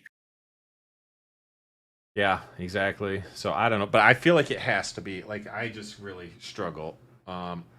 Always call Mully and Scully and Mulder. Mully and Skull. I cannot read today. Mulder and Mully. Accused of involved you, and at trial. Just so everyone remembers, your mom actually testified that when you went to the ranch in New Mexico in 1996, that Jeffrey Epstein had promised your mom you were going on a retreat and that there were dozens of other girls who were going to be there, that Ghislaine Maxwell was his wife. And then you got there and you were the only one, I believe is what your mom testified at trial. And so I just think maybe that is part of this, that, we've heard some people describing Ghislaine Maxwell. I actually know people who are on the far right describing Ghislaine Maxwell as the victim here. Yeah, I have seen that as well. I think this attempt to sort of rehab her image in order to I don't think anybody is putting Ghislaine Maxwell as a victim. Like, who is saying she is a victim? I mean, she probably claims he victimized her. She is claiming did it because, et cetera, et cetera, et cetera. She still did mole, it. mole, mole. Yep. mole. Some sort of commutation more palatable, but I've actually felt, really appreciative of the public's response to that. It feels like that campaign is not working. People recognize that she's a predator, not a victim, and I think that any additional lessening of sentence or negotiation will really be met with a lot of outrage and seen as a sign of some guilt. If the president's not ruling it out, a pardon, and he just emphasizes that he has the ability to do so, I wonder what you would want to say to him about even considering that. Yeah, I just would want him to know it would be devastating for the victims of Epstein and Maxwell. I mean, this was the one person who was held accountable for these crimes, and she was held accountable for her crimes, not for someone else's, but for the ones that she committed. And I think there's many other ways for him to move forward with this that would actually be indicative of him not being involved, that would not involve her, right? Releasing more information as people are clamoring for. I think anything that involves her participation would be seen as a sign of guilt. And Jennifer, you're with us here as well. When you just watch how all this is playing out, do you get the sense that the administration is listening, or that Republicans, as they're fighting for this, or fighting about this, I should say, that they're does have a joker mouth. Stories like Annie's when they're I can't unsee it. To all of this? I'm afraid not, which is really upsetting to other survivors. Obviously, Annie has spoken beautifully, but many others have told me how upsetting this is. It feels like a betrayal. It feels atrocious to them, and it's hard to stomach. Annie. Yeah. Well, I mean, to an extent, I agree with this stuff, but we also don't know what's at stake here. And to just, like, blindly be like, oh, blah, it's like, okay, nothing's even happened yet, technically. I mean, she did get moved and all this stuff. Things are in the works. I mean, things are going on. This hasn't played out We just don't know yet. Yeah. Exactly. Yeah. And again, you don't know what the stakes are. And there might be, if you knew, because to me, like, how did we flip the script? Like, why would at any point during the campaign or anything they be saying things like, oh, let's release this and let's do this? Whoever, like, they didn't realize that it was a problem until they went to do it, and then they realized it. If they had known going into it, they would never have said these things. Are you retarded? Yeah, it's not backpedaling. It's like, oh, wait, we didn't actually expect this. Yeah, they didn't know We gotta be a little more careful with this now. Now, I mean, from the conspiratorial side, it's like, oh, like, the implications are people that we don't want implicated. Then it's like, okay, well, yeah, that's not really justifiable. But it's like, that could be one thing, but it could also be another thing. It literally could be that, like, oh, shit. As much as we actually would like to, and it's the popular thing to do and all the stuff, we can't. Like, for whatever reason. And especially because of how quick it was. Like, we will basically be waking up Godzilla. Like, whoever, like, eventually pushed the button, like, was hoping it would fall apart before it had time to push the button. You know what I'm saying? It was like, I hope it goes away on its own before I have to push the button, because if I have to push the button, it's going to really be awkward when everyone 360s on, or, completely roundabouts is like, oh, no, nothing to see here. Like, let's hope it doesn't get to that. And then it got to it. You know what I'm saying? It's like, oh, crap. So, I don't know. That's kind of how I see it, at least. I mean, one comment that we heard from the president yesterday was, this is being pushed by the Democrats, that it's a hoax, that it's BS. As someone who lived it and experienced it, and as a survivor, I wonder what you make of that. It's offensive.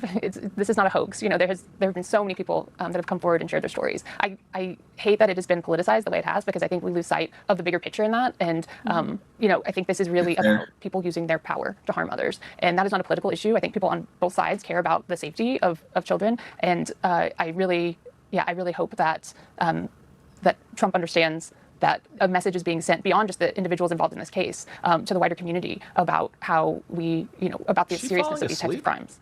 And Annie, where do you personally come down on the calls to release everything? Do you agree with that? Yes, I'm definitely supportive of more transparency in this case. My sister has filed this lawsuit in order to have more information released as to why her 1996 FBI report, why nothing was done, right? That's something that has been so upsetting for us, to know how many people were harmed that didn't need to be if there had been more follow-up at that time. And a piece of this case that hasn't gotten a lot of attention is the fact that, when she was assaulted, there were also photos that were stolen from her. She was an artist, she was a figurative artist, and she took photos of myself and my sister, partially nude photos, to work from, as a lot of artists do. But those photos were stolen by Maxwell and Epstein, and we've never been told, even though we know that photos have been found, we've never been told, were our photos a part of that? We would like to know, of course, if that is the case. And I think that's the kind of thing, transparency might bring. It's more information for people involved. Yeah. I know she's like in and out of reality. I feel like this lady over here. I don't know if that's just like normal for her, but she's having a hard time. Maybe the makeup is too heavy for her eyes. I'm not sure. But yeah, I don't know. I mean, I don't want to like minimalize, you know, what's going on here with like the underlying theme. Like, of course, like all this stuff is crazy, but I also feel like that there's nothing here yet. Like nothing that, like, I don't know, nothing is even really happening yet. And we don't know what is even at stake. So like, I agree it's kind of fishy. I agree there's like a lot of weird stuff happening, but it also doesn't add up for them to have gone into this position knowing that they would have to like have this very awkward about face all of a sudden for like it doesn't make any sense. Yeah. Who would like who would like, even Democrats aren't that stupid.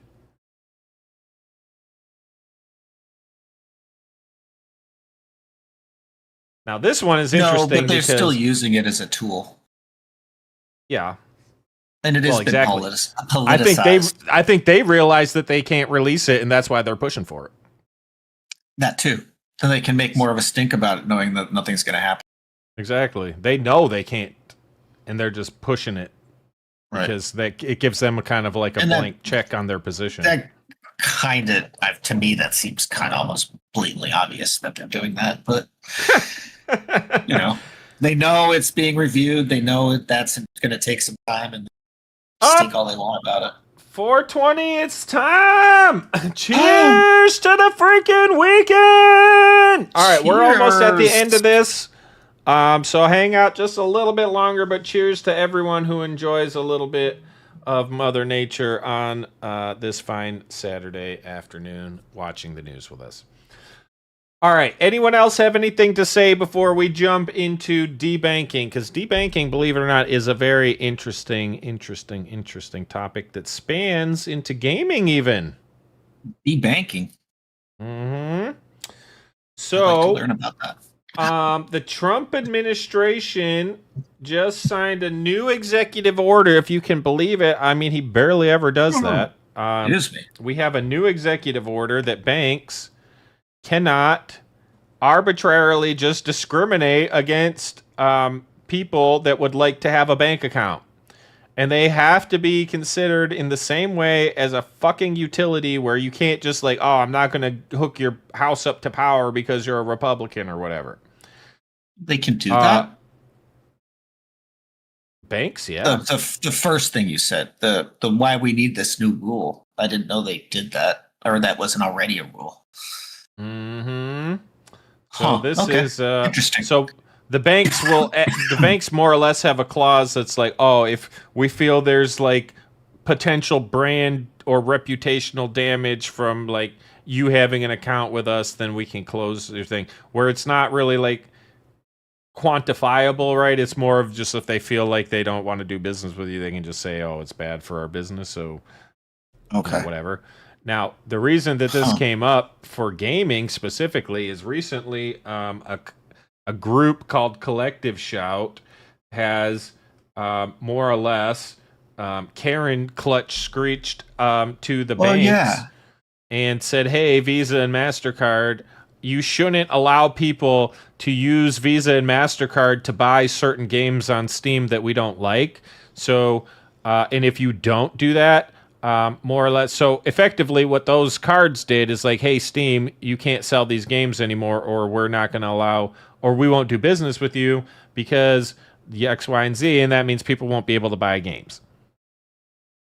So effectively, the credit card company is censoring what games can be sold on Steam. And I think everyone can agree that makes no sense. Seems almost like a extortion scheme. Mm-hmm. And it's just a bunch of screeching Karens, like, because that, you know, if you give the banks like bad attention from all these ladies like with nothing better to do, then you know that could hurt their, you know, make it more obvious of all the fraudulent shit they do all the time. So they're like, okay, well, we'll just try and strong-arm Steam, which is so stupid. Talk about people who have nothing better to do all day. You try to take games away from people, especially the kind of games that you're trying to take away from those kind of people. They're going to get super noisy about it. Like, you think Karens are bad?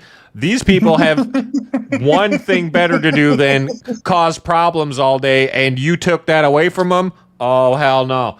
You don't Karens even know are sprint the runners problems. by comparison. They don't even know what happens when these people get involved. And then it gets messy because then the it topic becomes is not it's in fun. it for the long haul, and it's generally exactly. The Karens will run out. Ken's running out of steam. Headlines tonight, some conservatives claim banks are being weaponized against people for political or religious beliefs, liking it to social media censorship. As national correspondent Matt Gelka reports, a new executive order from the president aims to change that. It's been a long-running gripe from President Trump. Many conservatives complained that the banks are not allowing them to do business within the bank, and that included a place called Bank of America. Both Trump and the First Lady have claimed cancellation by the banking industry, with the president alleging J.P. Morgan. Can you believe this? I was shocked. I could not believe this. They got their accounts closed because they're Donald Trump, effectively. Place called Bank of America. Both Trump and the First Lady have claimed cancellation by the banking industry, with the president alleging J.P. Morgan Chase stopped doing business with him. I was loaded up with cash, and they told me, "I'm sorry, sir, we can't have you. You have 20 days to get out." I said, "You got to be kidding. I've been with you for 35, 40 years. Bank of America's CEO responded this week to conservatives' complaints, saying they do business with everyone. We have 70 million consumers, and we're the biggest small business lender. So that's not it. We look at it based on risk. The White House wants to crack down on debanking, a broad term used when someone is rejected by a bank for a wide variety of reasons. The Trump administration wants to remove reputational risk language as a factor to deny a customer. Banks could potentially face fines if they're found in violation, and they could be punished if they were found to have already done it. South Carolina Republican Senator Tim Scott. So that's the language that they were using, reputational risk. So if, like, associating with someone could damage their brand, like, seriously, you're fucking retarded. Gotcha. Yeah. You're a bank. I mean, like, if you were knowingly, like, banking terrorists or something, okay, yeah, but the reason that's a problem is, there's like, laws in place for that. Yeah, exactly. But just good because reason. of a political alignment, like, no, this doesn't fly. Introduced legislation in the spring to get rid of the reputational risk regulatory language. And some in the GOP allege that the government collected information from banks after the January 6, 2021 attack on the Capitol. After January 6, 2021, the FBI sends an email to Bank of America, says, we want all the credit card information, debit card purchases, credit card purchases of anyone who was in the Washington, D.C. area on January 5th, 6th, or 7th. And they... That is crazy. I never knew that either. That is fucking I didn't know that. insane. That is And insane. they did it without a warrant. They said, give us every credit card for anyone that's been, because DC's not that Fucking big, right? kidding me? Yeah. How crazy is that? And then all of a sudden you just happen to be in DC and now they have all this No, stuff and they're like breach of looking at privacy for no reason. For no reason. asked for that information, not without a warrant. While financial institutions have denied their I mean, if it was that important, get a fucking warrant. I mean, if it literally was that important for you, for whatever reason, for your investigation, fine. Do it the right way. The only reason to do it the wrong way is because you don't believe that you would get it approved the right way. Right. Discriminating based on political or religious affiliation, many have also welcomed deregulation. Banks are not required to tell customers why their accounts are being closed, and they also can't say if there was suspicious activity, often leaving people guessing about what happened. Reporting in Washington, I'm Matt. I mean, I've had that happen before, and it pissed me the fuck off. And then the money was stuck in the mail for like 60 days. It was the stupidest thing. Anyway, we got one last thing to look at here, and then we'll be on our way. We'll be back tonight for games. This, I think, underpins a lot of what we talked about today regarding the information that people have, where, kids are coming from, why they're screwed, why the system is not working at all. And I think Barack Obama himself has a very big insight into what's going on here. Like what's been being done for the last 20 years by you-know-who, by them. If you want propaganda to be effective, you don't have to convince people that what you are saying is true. You just have to flood the zone with so much poop. They use a different word, but you have to flood the zone with so much untruth constantly that at some point people don't believe anything. That does sound kind of like where we're at now, huh? It sounds a So what do we think about that, people? We don't even have to convince anyone of anything. We just got to believe in nothing. Yep. And I think, honestly, that's part of how the Democrats get through their life. They have just these adjacent statements, and they don't correlate in any way, and maybe one is true and maybe one's not, or maybe they are. Like, who knows? It doesn't really matter. They just put them all together, and then they say things. And it's the most nonsensical garbage. And then, because everything just sounds like nonsense, it must, I don't know, it's no different than anything else anyone is saying. So it's like they somehow adapt and it like fits into their worldview somehow. And it's like, oh, all this nonsense is, it doesn't need to be cohesive. It just has to be adjacent, right? We don't need any sort of intelligent thought. We just need statements and like emotion. And because they have a lot of emotion, they must be right? Like the one who has the most emotion is passion equals truth, apparently. Mm-hmm. So the more passionate I know we covered quite a lot. We covered quite a lot.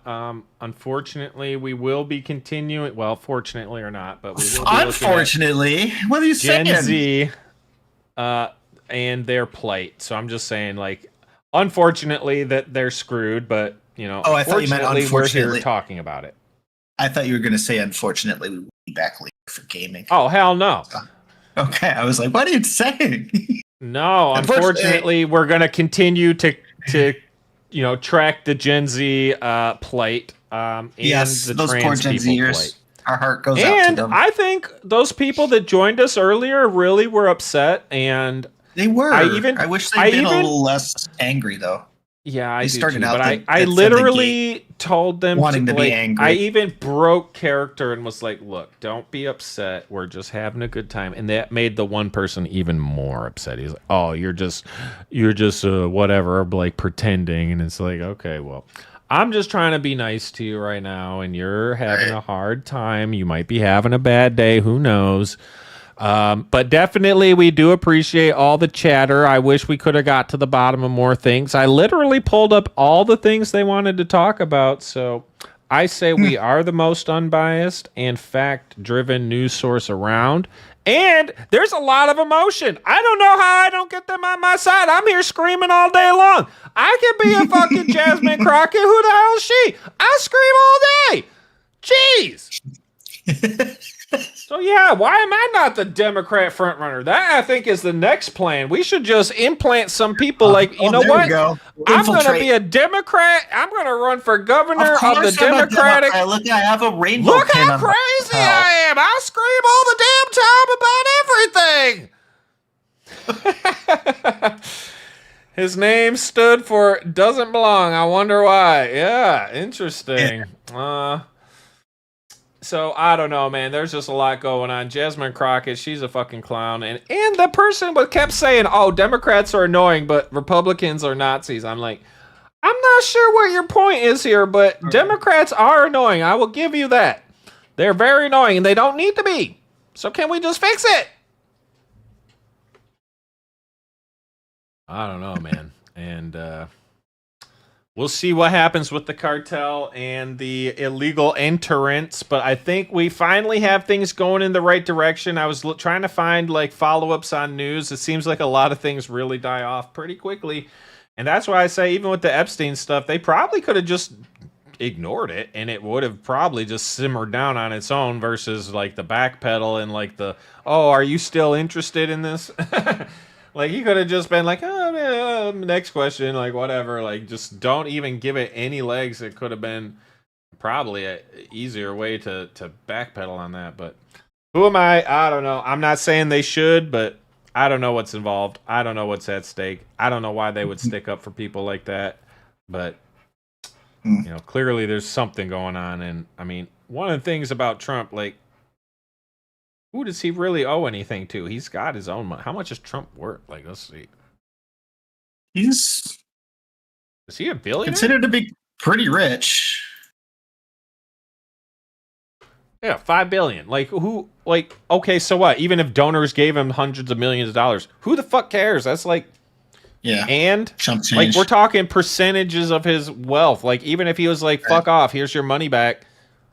It doesn't really matter. He's worth so much money. $100 million versus $5 billion. Yeah, that's the 0.1 goes away. The little 0.1 there goes away. Like, come on, he doesn't care. Like, whoopee. So I don't know, man. That's what I'm saying. Like, who does he owe anything to? I feel like unless like he owes this to people, but I don't think so. And that's why overall, like, I just don't think he is manipulated and as crazy and like off the cuff and on his whims as he is. Whatever, like he's not being deep stated, at least, you know. No, he's not beholden to some other scream at me, daddy, all entity. day, Ziggy. You know, anything you need, baby. Well, I see Star Bright Knight has popped in and out a few times. I hope you've enjoyed your time with us. We'll be back later for games. I wish you'd have said something. We'd been happy to chat with you. We'll be back tonight, 7:30 for, I think we're going to be playing Abiotic Factor. I started it. I haven't gotten too far, but let's see how that goes tonight. Or wait, we could also do something else. We'll find out, but we'll find out when we get there. See you all then. Look forward to joining you then. We're going to eat and get back. Thanks, everyone, for joining us. Have a great day, and hope to see you at games. If not, have a great weekend, and we'll talk to you soon. America. America. America.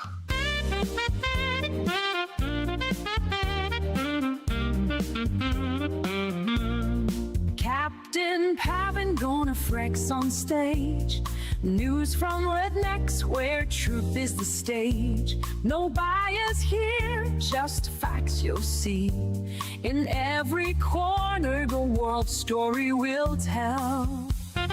From the streets of Paris to Tokyo's gleam, every city, every voice will hear them. No spin, no hype, just calm and serene. RedNex World News, where truth is supreme. Captain Pav and GONxFREAKS, unbiased crew, bringing you the news without a slew. RedNex World News, where truth takes flight. Every day, every night, we keep it tight.